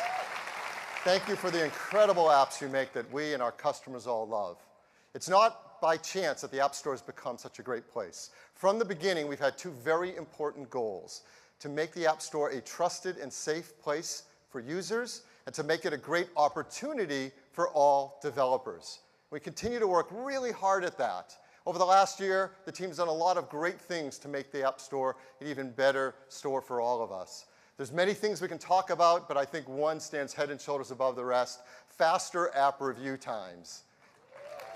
Yeah. I'm sure you're well aware that the majority of apps are all now reviewed in under 24 hours, many in just 1 to 2 hours. The team is going to keep working hard at that. And we have a lot more coming for the remainder of the year. I've highlighted a bunch of things here. I'll just point out one of them. You can read some of your favorite things up there. A big request from developers is called phased releases. That when you, woo for phased releases, come on. Phased releases means when you submit an app, you can choose if you want it to be phased over time so it doesn't hit your infrastructure all at once, and you can see how customers are responding to that update. So it's really a great feature for you to take advantage of. And there are a lot of things coming this year, but there is one that is incredibly gigantic. And that is, we're going to do something that we've never done before in the 9 years of the App Store. We're going to completely redesign it. A brand new App Store. It is absolutely beautiful. The App Store starts with a brand new tab called Today. Now, do you remember back the first time you started downloading apps, when you used the App Store, and it was so much fun to go in every single day and discover the new apps that were appearing? I mean, that's an amazing feeling. And we're bringing that back again with this brand new tab called Today, a whole new way to discover apps. It's a place where we can feature the apps we all love and the stories about the developers who created them. It's going to be such a great place for customers to discover your apps every single day. There's another new tab, Games. Games, the biggest area of the App Store, has its own dedicated space now. So for all of us who love gaming and finding the best featured games of the day and seeing charts about gaming, this is now a place to go to experience all that's happening with games. And not only can we feature games, but for the first time in the App Store, we can feature in-app purchases as well. A big part of your business is now there in the App Store, so the next time you have a brand new level, you have a brand new character, customers can see them right in the App Store and click on them and start the process to get them right away. And since games have their own tab, now apps have their own tab. This is everything that we love about apps besides games, with dedicated features and charts all there for customers to enjoy. And every app and every game, of course, has its own product page in the store. These are more beautiful than ever, more engaging with incredible videos. You're going to love all the features on your product pages. And there's sessions here at WWDC to learn how to take advantage of all those great new app page features. But these are just some of the new things in the all-new App Store. The new Today tab, new Games tab, new Apps tab, and would love to show it to you live for the very first time. So please welcome Ann Ty, Product Marketing Manager for the App Store, to the stage. Ann? Thanks, Phil. I'm so excited to show you the new App Store. So let's get to it. I'm going to open the store, and I land right here on the Today tab, the new front of the App Store that updates every day. The first thing I see is our top story. The world premiere of Monument Valley 2 is finally here. Let's check it out by tapping on the card. This opens a story view where we can learn more about the game and what makes it so great. Looks like this is going to be even more beautiful than the first. I can watch videos that show me what the gameplay is like. And here's a cool quote from Dan Gray at Us2 Games about what inspired them. I can share the story with a friend, and what's incredible is that we can actually all download this today, only on the App Store. Let's see what else is happening today. What have we got here? Oh, here's a how-to guide about Visco. I use this app all the time. Let's check it out. This is packed full of useful tips. So even if you have an app already, you still might learn something new. Like, I didn't know you could use it to make animated GIFs or GIFs. Anyway, you can make them. I just scroll back up and pull down on the card, and I'm back in the feed. Every day, there's a new app of the day, and a new game of the day, and the daily list. These are great because they're focused on a theme or a goal, like meditation. I've actually been trying some of these out to get ready for this, and it's totally working. If I'm busy and miss a day, I can scroll down and see stories from earlier in the week. So that's the Today tab. If I only want to see games, now I can go to the New Games tab. This is huge. Let's check it out. Up at the top, I can see the biggest new releases or just what the game editors are playing this week. If I scroll down, I can watch a whole bunch of game videos. And it's not just previews, but also tips and gameplay videos by editors too. If I scroll down, I can see charts that only feature games, so it's really easy to see what the most popular games are separate from apps. And now I can browse by game categories too. This page is just packed full of recommendations. This artsy game looks fun. Let's check it out. I'm going to tap on the icon, and it opens up a redesigned app page. It's more beautiful and more useful. I can watch more videos that show me how fun this is, and this badge at the top tells me it was named Editor's Choice. If I scroll down, I can see ratings and reviews front and center, so I can see what other customers think before making a choice. Like this review. It tells me this game is great for killing time. Thanks, Furious Potato Face. For all the incredible apps on the store, there's a new tab too, the Apps tab. Let's go there. It shares the same great design as the Games tab, but with a focus just on apps. So that was just the first day on the new App Store. Now you can see why we're so excited to have a beautiful new place to share apps and games we love with you. Back to you, Phil.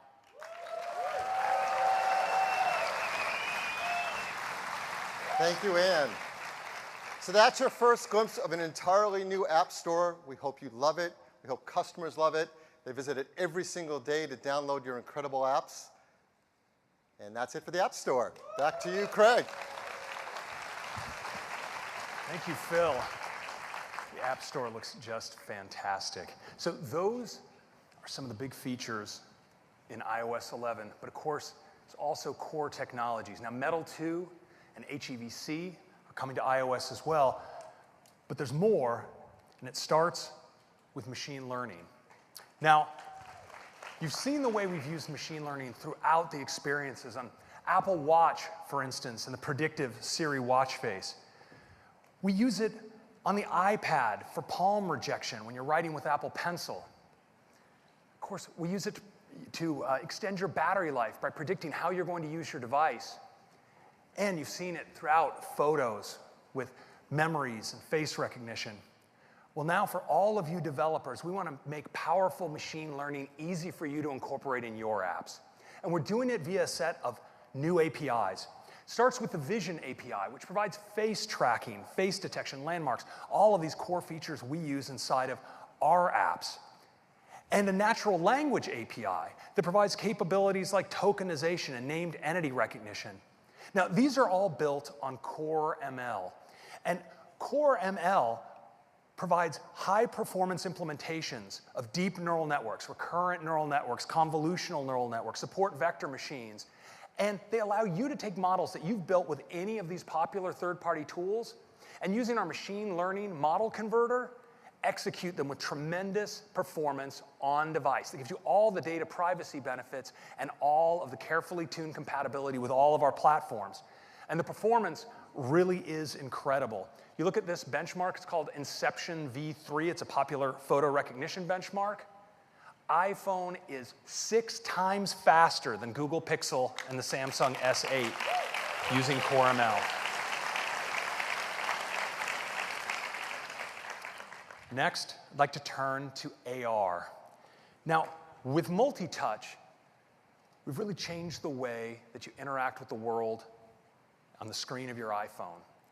And with the camera, we've allowed you to capture the world around you. But when you bring these things together, the results can actually be quite profound. Now, it's called augmented reality, and we have a new core technology called ARKit to bring it to all of you. And I'd like to show it to you in a demo now.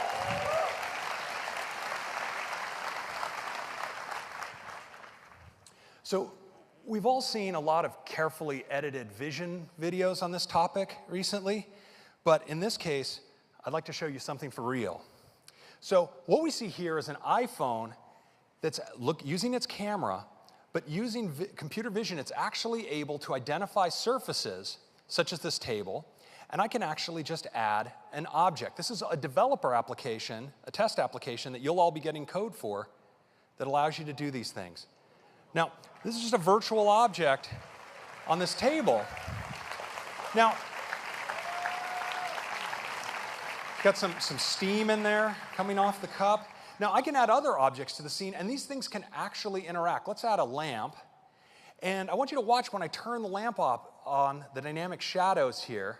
I'm going to move the cup and watch how the shadow moves in relationship to the light here. It's really pretty incredible.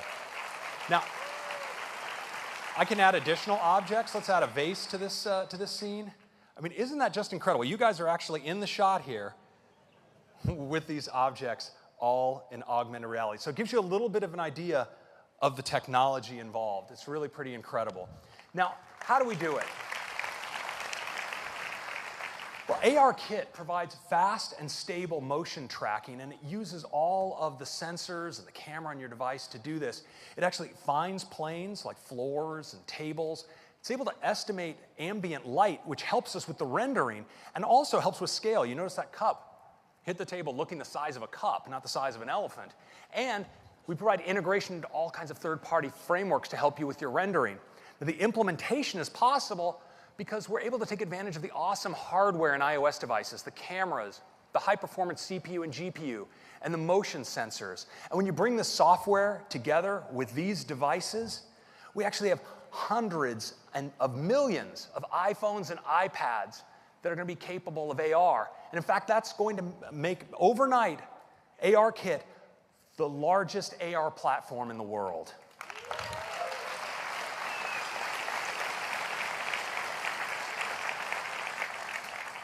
We've had some third parties in to take a look at ARKit, and they are totally excited, and we are just blown away by what they've been able to accomplish. IKEA, of course, is placing furniture everywhere, and it's really super awesome. But check this out, what you can do with Batman Lego. I mean, how fun is this? Right on the table, a Lego with a live Lego, Batman, and you can explode the Lego like you could never do in the real world, pan around it, and interact with Batman right there. It's really awesome. And then Pokemon Go. Well, we've all seen it before, but check it out with ARKit. The Pokemon is so real. He's right there on the ground. As the ball bounces, it actually bounces right there in the real environment. It's AR like you've never seen it before. Now,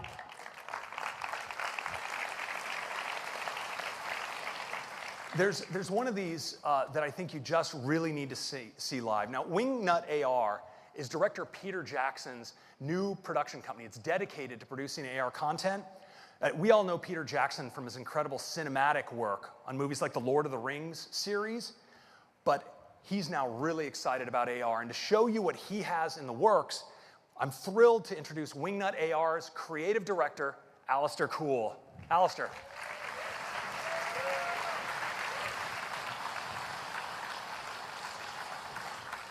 Thanks, Craig. We're really excited to share an exclusive sneak peek at something we've been working on. With ARKit, you don't need any special equipment or tracking markers, it just works. Dan's here with me from Wingnut AR, so let's take a look.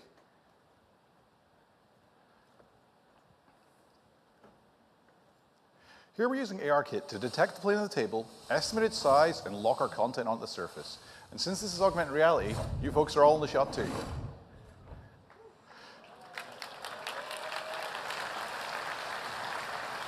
This is all rendered in real time using the power of Unreal Engine 4. We're at a remote outpost on a desolate world where supplies are scarce. Airships come here to refuel, get repairs, and to trade. These are our townsfolk. They're expecting some visitors soon, so they're all starting to get ready for their arrival. Except for this guy down here, apparently. Who hired him?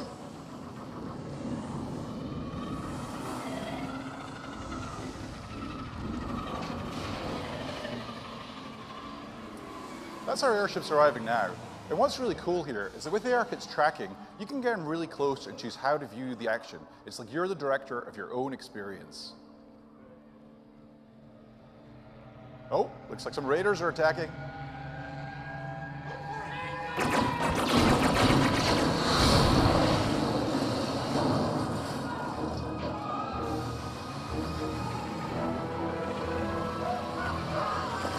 Whoa, well, I guess that takes care of that guy.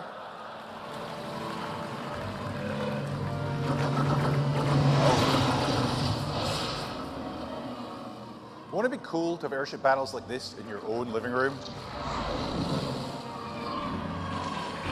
Oh, I think they're going to regret attacking this outpost. And another one down. And we got him. Oh. Eek. Well, that didn't end well for anyone. But our heroes are limping away to fight another day. So that's one of the things we've been up to at Wingnut AR. And the fact that ARKit, thank you.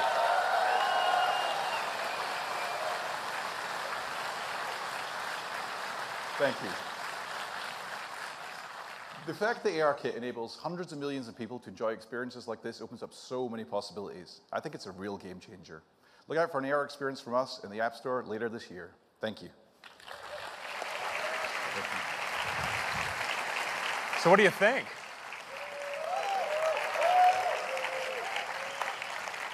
So those are some of the major features in iOS 11. Of course, there's much more than we have time to talk about today, but I want to highlight some features of special interest to our customers in China, like QR code support integrated right into the main camera, accessible from the lock screen. Super useful for customers in China. So that's our update for iOS 11. I'm going to turn it back to Tim. Thank you. That's right. iOS 11 is absolutely jam-packed with great features, and I can't wait for you to get your hands on the new App Store and ARKit. Number 5, an important part of the iOS story is, of course, iPad. iPad has completely changed the way we work, play, teach, learn, and create. It's truly a magical piece of glass that transforms into anything you want. We've been pushing the boundaries on iPad, and today we're going to push them further than ever before. And to tell you all about it, I'd like to invite up Jaws. Jaws?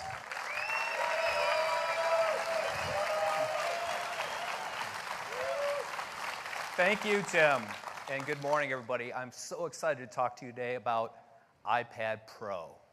When we first introduced iPad Pro just 18 months ago, it completely redefined what you could do with your iPad. Along with your incredible apps, it allowed our users to do really amazing things. From professional design and illustration, to fashion, to architecture, to engineering, and so much more. We're really excited about what can be real in your world today with iPad Pro. Well, and as you know, there's 2 models to iPad Pro today. There's a 13-inch and a 9.7-inch. And the 9.7-inch is our most popular model. It has a screen large enough to get your work done, but it's in a thin and light enough package that allows you to take it with you everywhere you go. Well, today, we're going to introduce an all-new iPad Pro. It's going to take everything you love about the 9.7-inch and give you a whole lot more to love. Let's take a look. This is the new iPad Pro. It's the first iPad Pro with a larger 10.5-inch Retina display. Now, why 10.5 inch? Well, for one, it's a lot larger. It's 20% larger than a 9.7 inch. But we are able to reduce the borders by nearly 40%, which allows us to fit it in this incredibly compact design that still weighs just 1 pound. And of course, 10.5 inch also allows us to do some other things. It's the perfect size to allow us to display a full-size on-screen keyboard.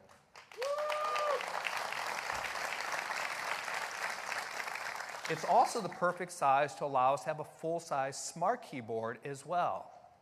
And when we deliver the smart keyboard, we're going to have support for more than 30 languages at launch, including Chinese, and for the very first time, a Japanese JIS keyboard. Now, iPad Pro has always had the best displays in the industry, and both sizes are going to get really incredible new displays today. They're the best displays that we've ever made.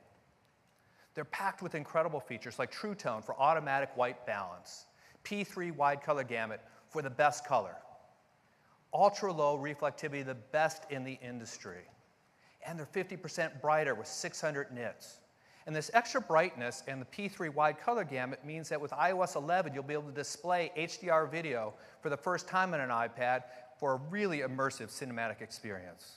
They're truly awesome displays. But our biggest breakthrough is a feature we call ProMotion. So what is ProMotion? Well, we were able to take our unique hardware and software capabilities and dramatically improve our display performance. Now, typically, up until today, mobile displays have refreshed at 60 hertz, means they update their content 60 times every second. Well, on the new iPad Pro, we've doubled that maximum refresh rate to an incredible 120 hertz. So what does that mean to you? It means that all of your motion content on your screen is going to be smoother, crisper, more responsive. Now, this is something you have to really touch and feel yourself to appreciate because our projection systems just aren't capable of doing those type of refresh rates. But I'll tell you the difference is dramatic. And when you scroll, it's buttery smooth. Now, the higher refresh rate also means that it works even better with the Apple Pencil. We already have the industry-leading performance for drawing and writing with the Apple Pencil, but with ProMotion, it gets even better. It's more responsive, and it reduces our latency to an industry-best 20 milliseconds. So drawing is incredibly fluid and even more natural. You're going to love using the Apple Pencil with the new iPad Pro. Another breakthrough with ProMotion is that these become the first mobile displays to be able to dynamically adjust their refresh rate, depending on what you're looking at. And this is a really big breakthrough for both display quality as well as for power savings. So when you have fast-moving content, they can update quickly. But they can also update slower when you don't need that type of refresh rate. For example, a still image. This allows us to save a lot of energy and give you better battery life. So hopefully you see why these are not just the best displays that we've ever made, but we think they're the most advanced displays on the planet. Next, let's talk about performance. iPad is already best in class for performance, but we're not resting on our laurels. These are the fastest we've ever created. Inside them, they're powered by the A10X Fusion chip. The A10X has a 6-core CPU, 3 high-performance cores, 3 high-efficiency cores, all automatically managed by the Apple Performance Controller. It also has a 12-core GPU. This is a powerhouse. And it delivers 30% faster CPU performance over our already industry-leading A9X and 40% faster graphics performance.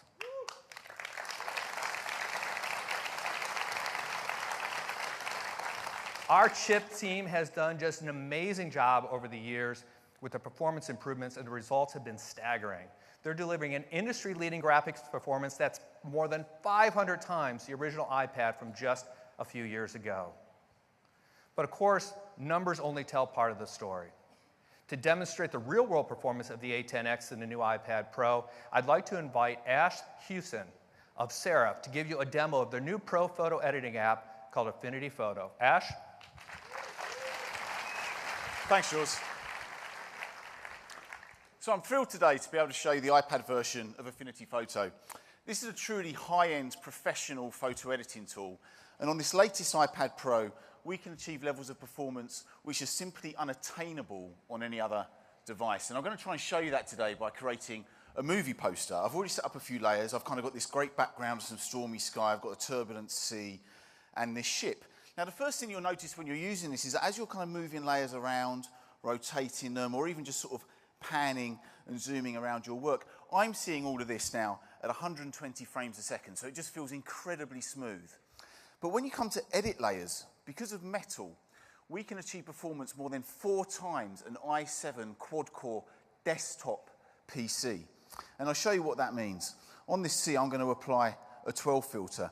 And look, just with my finger, I can kind of push this C around. I can even just like flick a wave right over the side of the ship. It's a totally new way to kind of interact with your designs.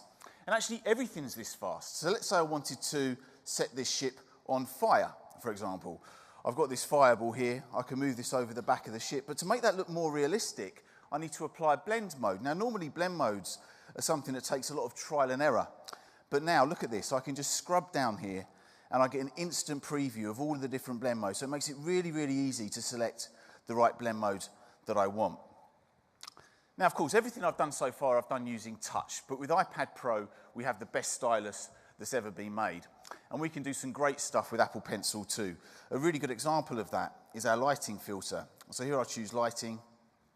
I'll make that a bit bigger. And look, I can actually control now the angle and the tilt of that light using Apple Pencil. There's no latency whatsoever. So it's a really immersive way to work. Now, I said at the start I was creating a movie poster. And in fact, what I'm actually doing is creating a pirate movie poster. So now I need a pirate. And I've got Captain Jack Sparrow here. But at the moment, of course, he's on the wrong background. So what I need to do is cut him out. And I'm going to use some selection tools to do that. So to start with, I'm just going to do, and you can see how quick it is to do a really quick selection with pencil to sort of snap around the edges. But of course, with selections, what often happens is you need to do a much more accurate selection around hair. And to do that, we're going to do a selection refinement. This is something that takes a huge amount of CPU power, but on this latest iPad, it's twice as fast as ever before. And you can see pretty much instantly I get a selection down to individual strands of hair.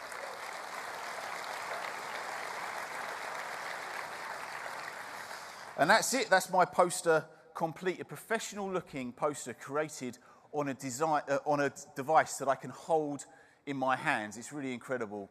I really think that iPad Pro, alongside Affinity Photo, is a truly game-changing experience for professional photo editing. And the best thing of all is that you can now experience it now, because I'm delighted to announce that Affinity Photo for iPad is available on the App Store from today. Thank you. Wow. Thank you, Ash. That's amazing performance, again, especially for a device that's so thin and light and a simple 1-pound package you can take with you everywhere you go. And what's also cool is despite all this performance, the new iPad Pro still delivers the same all-day 10-hour battery life that our iPad users love. Next, let's talk about cameras. The new iPad Pro features the latest camera system from our iPhone 7. That means the same high-performance 12-megapixel sensor with optical image stabilization. And it has the ability to even capture and, of course, edit 4K video on the go. They're absolutely fantastic cameras. The front-facing cameras from the iPhone 7 as well, with all of its great features, like wide color gamut capture, auto image stabilization, and the entire display can light up to become the world's brightest and largest Retina flash. We have great accessories as well. The iPad Pro supports USB 3, which means that you're going to get faster transfers with your USB and SD camera adapters. And we also support fast charging, which means any of our USB-C charge adapters will now allow you to charge at half the time. And we have great new smart covers. We have available in polyurethane, and then we're bringing back the popular leather as well. And then we've designed an all-new leather sleeve with a built-in storage for your Apple Pencil. So that's the new iPad Pro family, a lineup with the world's most advanced displays, including a brand new 10.5-inch size and incredibly compact design, powerful new A10X Fusion chip, incredible new cameras, and of course, as you would expect, we make all these in incredibly environmentally friendly ways. We're also going to double the amount of memory that comes at the beginning of these configurations. Both sizes will now start with 64 gigabytes of memory.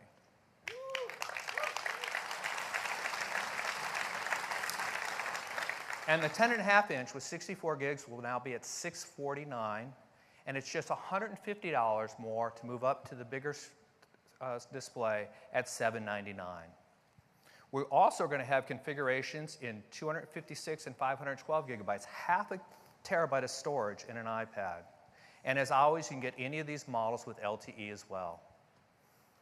So this is the new iPad Pro. You can order them today. They'll start shipping next week. And of course, because they're shipping now, they're going to ship with iOS 10, but you'll be able to easily update to iOS 11 as a free update this fall. But you haven't heard the full iOS 11 story yet as it relates to iPad.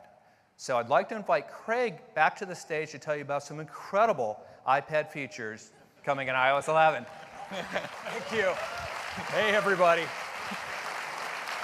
Yes, there is more iOS 11. If you love iPad like I do, well, buckle up. You're in for a wild ride. We are taking iOS to the next level. This is the largest iOS release for iPad we've ever done. Now, it starts with the dock. Now, we all know that dock hovering down there at the bottom of the screen. It is more powerful than ever. You can fill it with apps. On the right, there's a predictive area. Figures out what you're going to use next, including your continuity apps. And now you can summon the dock from anywhere, right from the bottom of the screen, and use it for switching apps just like that. And what's incredible is how it's used for multitasking. So now if you're in an app and you swipe up, well, you can pull an app out just like that into Slide Over.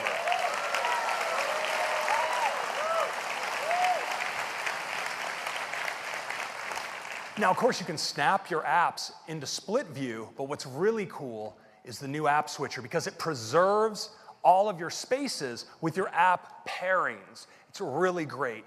Now, the iPad, of course, is the ultimate multi-handed, multi-touch device, and so we're so excited to bring drag and drop to iPad.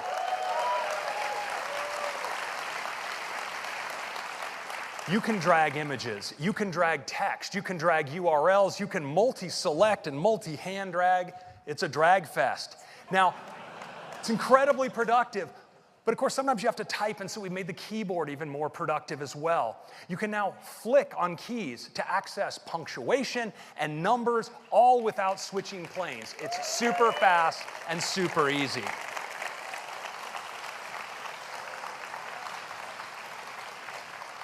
Now, we have a new app to introduce to you today, and it's called Files.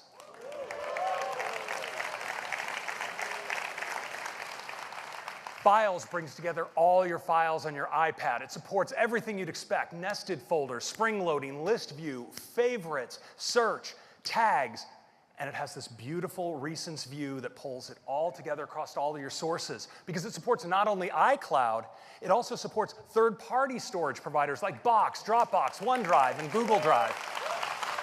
And they're all right here in your sidebar. You know what? Let's do a demo. Let's take our first look at iOS 11 on iPad. So here we have our new dock at the bottom. Now I can easily drag right into the dock, just like this. It's a great way to launch apps, as always, but now it's also a great way to switch apps. Just tap like that. Now, if I want to multitask, check this out.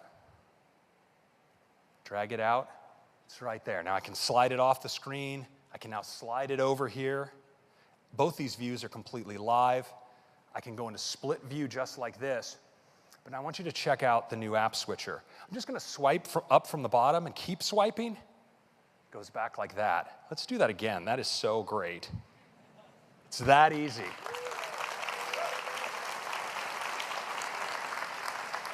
Now you notice my spaces are preserved. So over here on the left, I have Mail and Safari. In split view, I can just tap those open like this. Let's try some drag and drop. So I'm going to drag a URL from the top of Safari here right into this mail message. Drag it and drop it. Now I can drag in. Yep. Let's drag an image.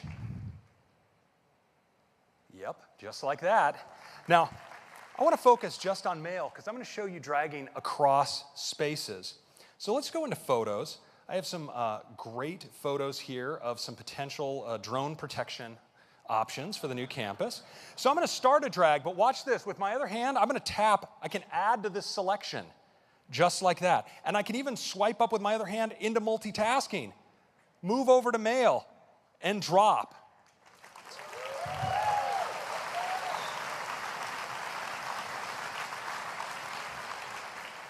Now I want to show you files. I can bring up files, of course, right from the dock in split view, just like this. And it's a great way to deal with attachments, because I can take this attachment in this mail message, pick it up, and just drop it right into this folder of top secret projects. Now let's dive all the way in and take a closer look at the Files app. We see it has this gorgeous grid view, but it also has a list view that provides me all the details about my files. I can sort them by size, or let's sort by date. Now I can create new folders. Let's say I want to create an R&D folder right here. I'm going to take some of my top secret perspective projects, and I can do multi-select, just like this. Drop them in. Now I can also take the folder, drag it right in to my favorites, and these are synced across all of my devices. And if I want to tag a file, of course I just drag it right on there and make that one important. And you notice in addition to iCloud, here on the left, I have access to all my cloud providers like Box. So you can see I have files here I'm using and folders that I'm using for collaboration. And that includes this drone defense proposal right here, presentation. And I want to show you, when I go into the recents view from the tab at the bottom, notice I get a view across everything, including that one inside a Box. I'm going to tap into that Keynote presentation, and for my final act, I want to show you how I can use files directly from the dock. Just swipe up. If I tap and hold, I get access to my recent assets. I can just pick this up, drop it down, just like that. And that is a quick demo of our productivity features on iPad. Now, next, I want to talk about Apple Pencil, because Apple Pencil has really created a whole new way of working on iPad. And with iOS 11, we've integrated it deeply into the system. Now, it starts with markup, because you can mark up anything you can quick look. You can take Safari content. We create it into a continuous scrolling view that you can mark up. And you can actually do this with any app that supports printing, because we have a Create PDF option that'll create a markup PDF. It's a really great way to mark up anything and share it. And we know a lot of people do like to share with screenshots. And so now, when you take a screenshot, we'll create a thumbnail down on the bottom of the screen. If you tap it, you go instantly into markup. You can mark it up right there and share it. Now, it's really cool. Now, we've also integrated Pencil deeply into Notes. So if you're working on a note and later you're at the lock screen, you want to get back, just a tap of the pencil to the lock screen and you're right back into your note. And we've made your note handwritten text searchable. So we can now search handwriting. We use deep learning to recognize what you write. And if you're doing primarily typed notes, you can now also do inline drawings right there. It's very handy. Now, of course, sometimes we still have to deal with paper, so Notes now has a built-in document scanner. It can correct perspective and contrast. And when you bring the note in, you can mark it up right with your pencil. And we've integrated markup into mail as well, so you can personalize your mail messages with inline drawings. Now, for a look at all of these great new pencil features, I'd like to introduce the man who heads iPad software engineering for us, Toby Patterson, for a live demo. Toby. Good morning. Well, the first thing I want to show you is a quick way of getting to your notes using your Apple Pencil. You just tap on the lock screen like this, and it slides up to reveal your notes beneath it. Now you can see here I've got a handwritten note, and I want to show you how easy it is to create one of these. Watch at the top of the note here as I edit the title just by putting the pencil down and writing like this after the 2017 Keynote. It's as natural as putting pencil to paper. Now, something paper can't help you with is finding your notes again later. We're using machine learning to recognize your handwriting and index it in Spotlight. Let's switch into Spotlight now, and we'll search for that text that I just wrote out. You can see here I've got the new Flick keyboard, which makes it really easy to enter numbers just by swiping down on the keys like this. And you can see there it's already found my note as the top hit, even with my atrocious handwriting. We'll just tap on that, and we're back at the note.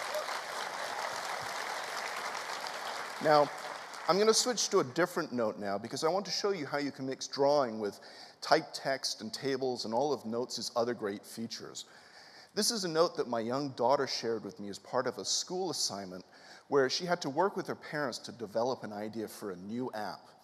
Now, she asked me how many copies of our app I thought we might sell, and so I want to quickly draw a graph to give her some idea of that.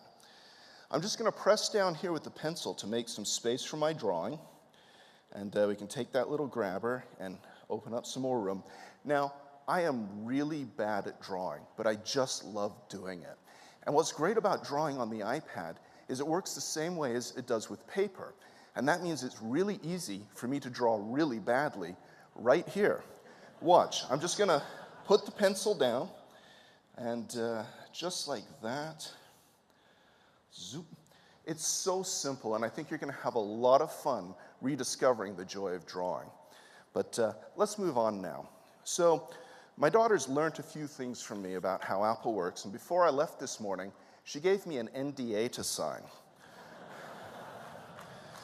I'm going to use the new document scanner in Notes and my pencil to take care of that in a snap. We'll just tap the plus button here to bring up the document scanner, and all I need to do is point the camera at the piece of paper. Notes will take the picture automatically, even straighten the page up. We'll open it up full screen here, and now I just fill in the blanks with my pencil. And just like that, I've got a signed copy of the NDA saved away in my notes. Now, I see my daughter sent me a message, and it must be pretty important if she's interrupting my demo. So if you'll excuse me, I'm just going to tap on that and see what she has to say. Wow, an offer for $100 million is really pretty thrilling. I need to send this to my wife right away. I'm going to take a screenshot of this, and then we'll tap on the thumbnail here to open up our new screenshot editing UI. From here, I can crop it down to just the part of the image that I want to send. I can scribble a quick note with my pencil. And then I can bring up the share sheet to send it off to my wife right away. So these are just a few of the ways that you can use your pencil with your iPad in iOS 11. Back to you now, Craig. Thank you.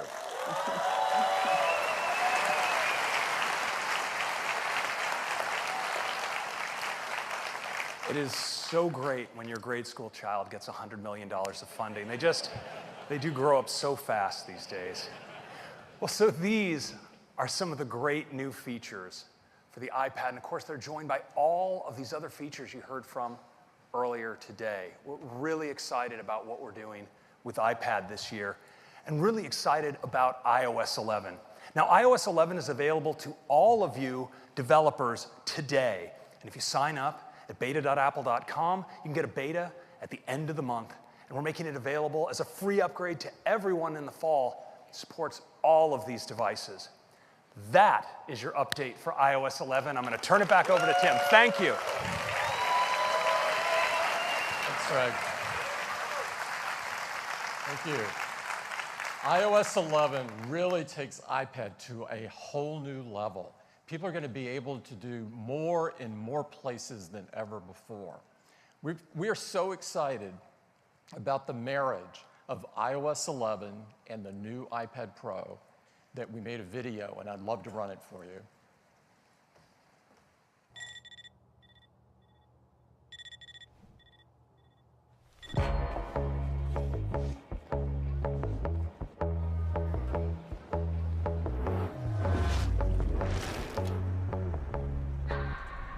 keep my hands on myself.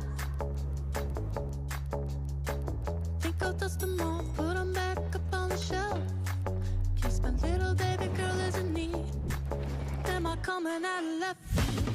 Ooh, I'm a rebel just for kicks now. Let me kick it like it's 1986 now. Might be over now, I can feel it still. We could fight a war for peace. Give in to that easy living, goodbye to my hopes and dreams.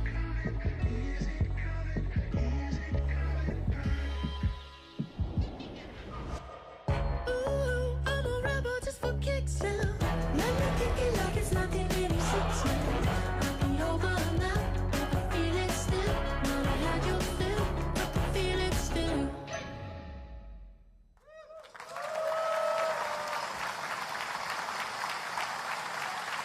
I hope you're as excited about the new iPad Pro and iOS 11 as we are.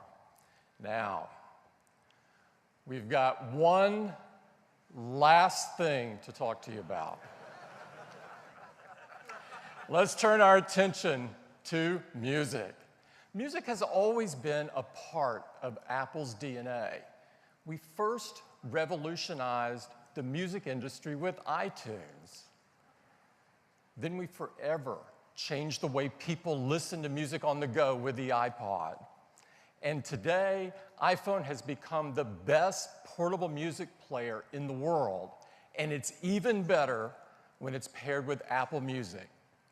You now have 40 million songs in your pocket.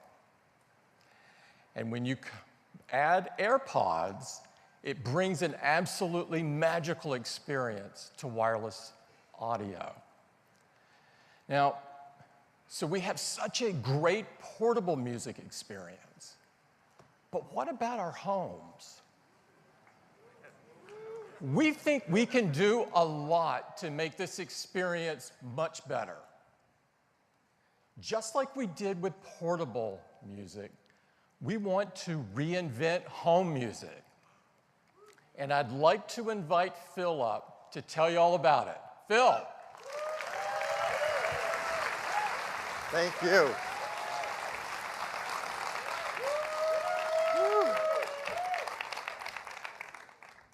This is really exciting.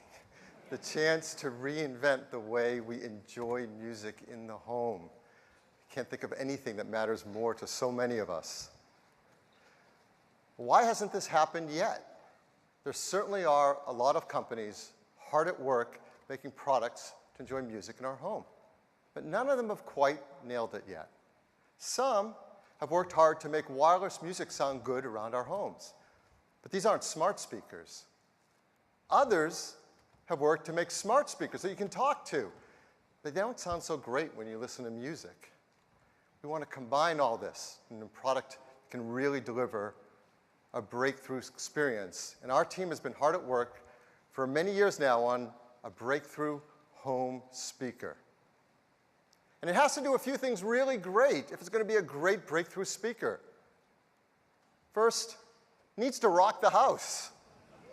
Right? We need to enjoy our music, whatever genre you love, really low or really loud, free from distortion. Second, it needs to be spatially aware. It's going to fit in different rooms in our house, and it needs to be smart enough to know what to do to make the music sound great. Third, it has to be really fun to use. It has to have a built-in musicologist, an expert on music, who can help us to hear the music we love or discover music we're going to love. Now, we're working on this speaker for later this year, but we want to give you, 6,000 of our closest friends, a sneak peek at it this morning. And here it is.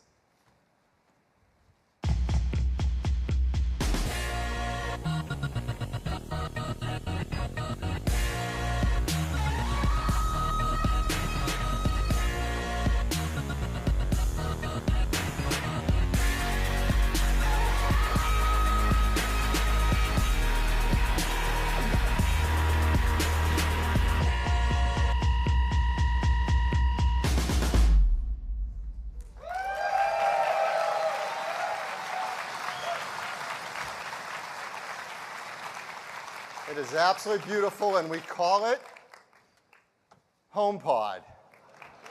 Yes.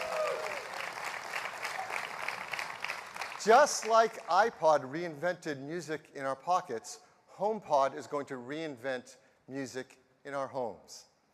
So let's talk about these features. First, rock the house. The HomePod is just under 7 inches tall. It's covered in a seamless 3D mesh fabric that has incredible acoustic properties. And it hides within it amazing audio technology. For example, along the bottom is a 7-array beamform tweeter pack that's packed with 7 tweeters, each with their own individual driver. They have precision acoustic horns that drive the audio from within and then out along the bottom with tremendous directional control. And that'll become really clear in a bit as we talk about how it works. It has a really big woofer, a 4-inch woofer, upward facing with a large motor to move a lot of air. It has automatic bass equalization and dynamic software modeling so that as we turn the volume up, it's free from distortion. And all of this is controlled by an Apple A8 chip. Yes, the same chip that powers the inside of our iPhone is inside HomePod. It's perhaps the biggest brain ever in a speaker, and it does some incredible things.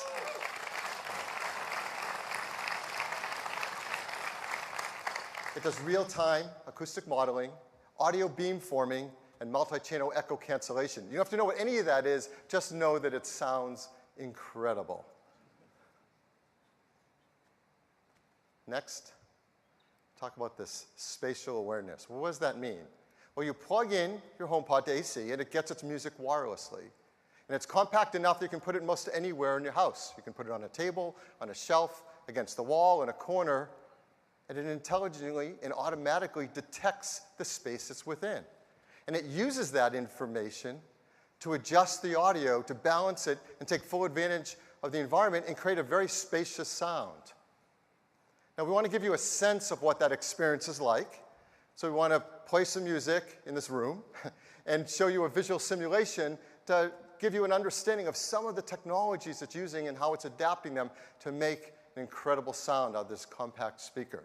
So we're going to start by playing an audio track, and it'll be a full mix, and then we're going to break it down into some of the components that the HomePod controls.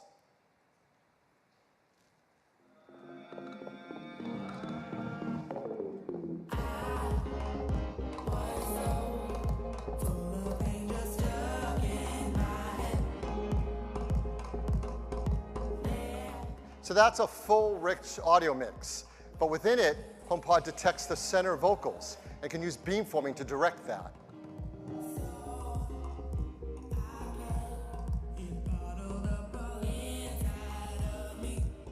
It gives incredible clarity and precision.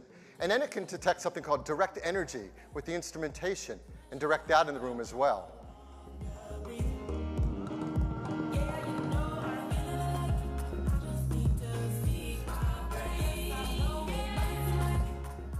In addition to that direct energy, there's something that's usually missing in music, ambient audio, the backing vocals and reverb.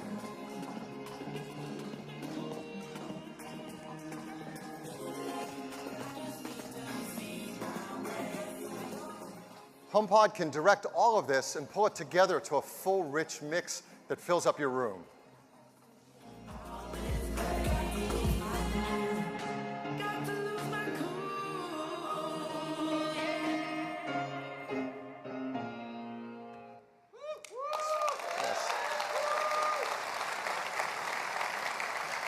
It's a really remarkable experience to hear this kind of a spacious sound come from such a compact speaker. And if you love one, you should see what it's like when you set up two, and they automatically work together to give this incredible spacious sound that really has the power to rock your house.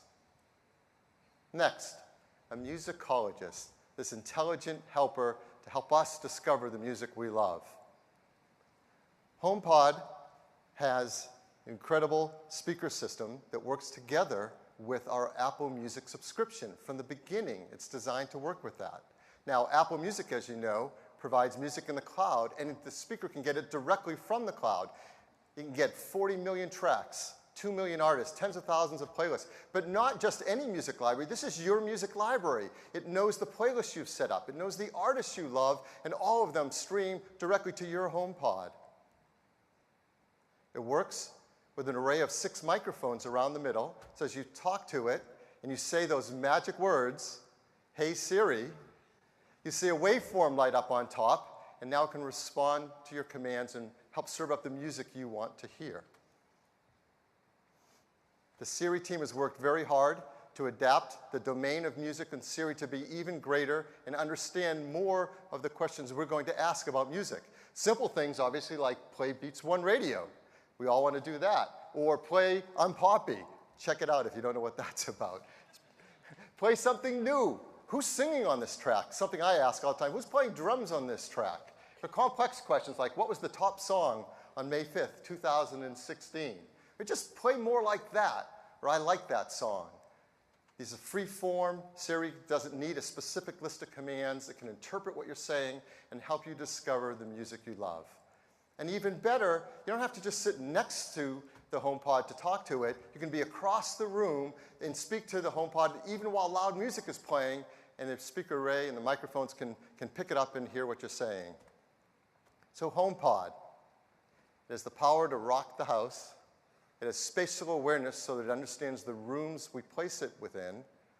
And it has the fun interactivity of Siri becoming a musicologist and helping us to listen to the music we love. And since Siri's built in there and you can speak to it, well, the team's also worked hard to make it a great and helpful home assistant as well. We said the domain of music is something Siri knows really well in HomePod. There are other domains as well. We've worked hard to pick the first ones that we think matter most in a product like HomePod. So, of course, you can play your podcasts, but it can also do things like give you news, give you weather, traffic, sports. You can ask it to set a reminder, set a timer, text someone with messages. And if you have HomeKit devices set up in your home, you can speak to your HomePod and control your HomeKit devices. So, for example, with a HomePod set up, you can say, when do the Red Sox play next? They're going to beat the Yankees, trust me. Tune to NPR instead. Flip a coin. Remind me to bring snacks to a party. You can set up reminders, check all these sports, news, and weather, all directly with your voice. Talk to a HomePod that gets the information directly from the cloud. And if you have HomeKit devices set up, you can say simple things like, are the lights on? Turn the heat up. Turn on the air conditioning. Bring the shades down halfway. Turn off the lights in the bedroom. And if you've set up scenes in HomeKit, you can control those as well. You can say, I'm home. It's movie time. I'm leaving now. And the whole scene can automatically happen just by talking to your HomePod. And because there is a HomePod base, a HomeKit base built into HomePod, that means anywhere in the world, once you've set up your first HomePod, you control your HomeKit devices remotely using the built-in Home app on your iPhone or iPad. Now, setting up a HomePod and its microphone array in your home, you probably have a question that we've worked really hard to deal with, which is privacy. Our team cares deeply about your privacy. So, for example, it has that magic phrase, hey Siri. Until you say it, nothing's being sent to Apple. It recognizes when you do say it, and from that point, it sends an anonymous Siri ID in order to help you with the commands you're looking for. And of course, that communication is all encrypted. So this is the HomePod. It's a breakthrough home speaker. Typically, Wi-Fi speakers, if they're good quality, are $300 to $500. And a smart speaker might cost you $100 to $200. So it's not unreasonable for a HomePod to be priced in the range of $400 to $700. So we're really excited to tell you that HomePod is going to be priced for $349.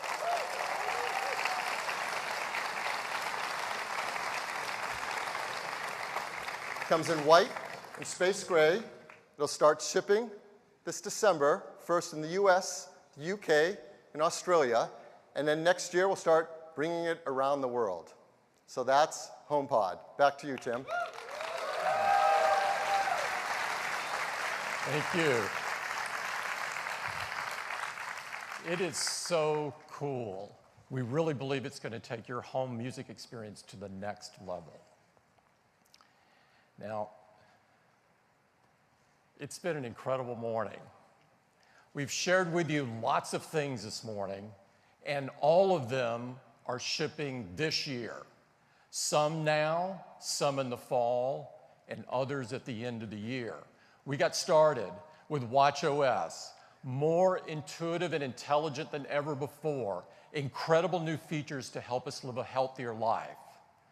macOS High Sierra, great refinements and technologies that will push the macOS experience forward. Updates to MacBook, MacBook Pro, and iMac, faster and more capable than ever before.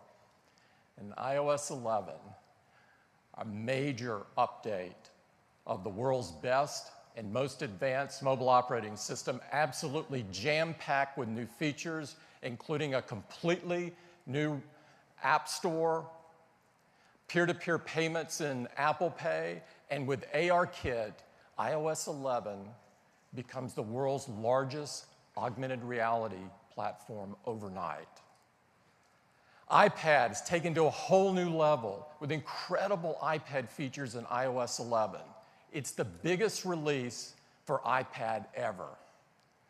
And of course, a new lineup of iPad Pro with an all-new, perfect 10.5-inch size with advanced displays, powerful new features that enable people to do more with their iPads than ever before.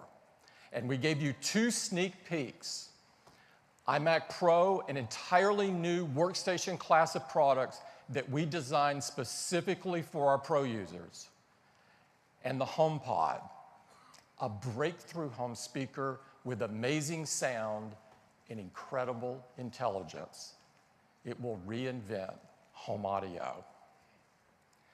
Now, we have a hands-on area for the press set up to attend immediately after the keynote. And for all developers, we welcome you to come by from 4 to 7 p.m. this evening. We've got over 100 sessions planned for you this week and over 1,000 Apple engineers here to spend time with you, so take advantage of the time.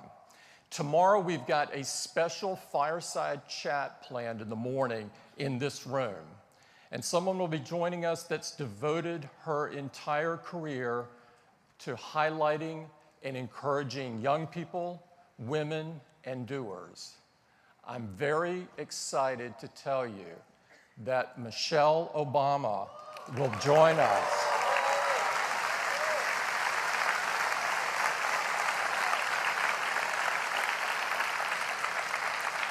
She'll be joining us for the open session in this room tomorrow, and she'll be talking about empowering people from all walks of life to change the world. This is a very special treat, and I encourage everyone to come. I hope everyone here has a fantastic week. Thank you. Thank you.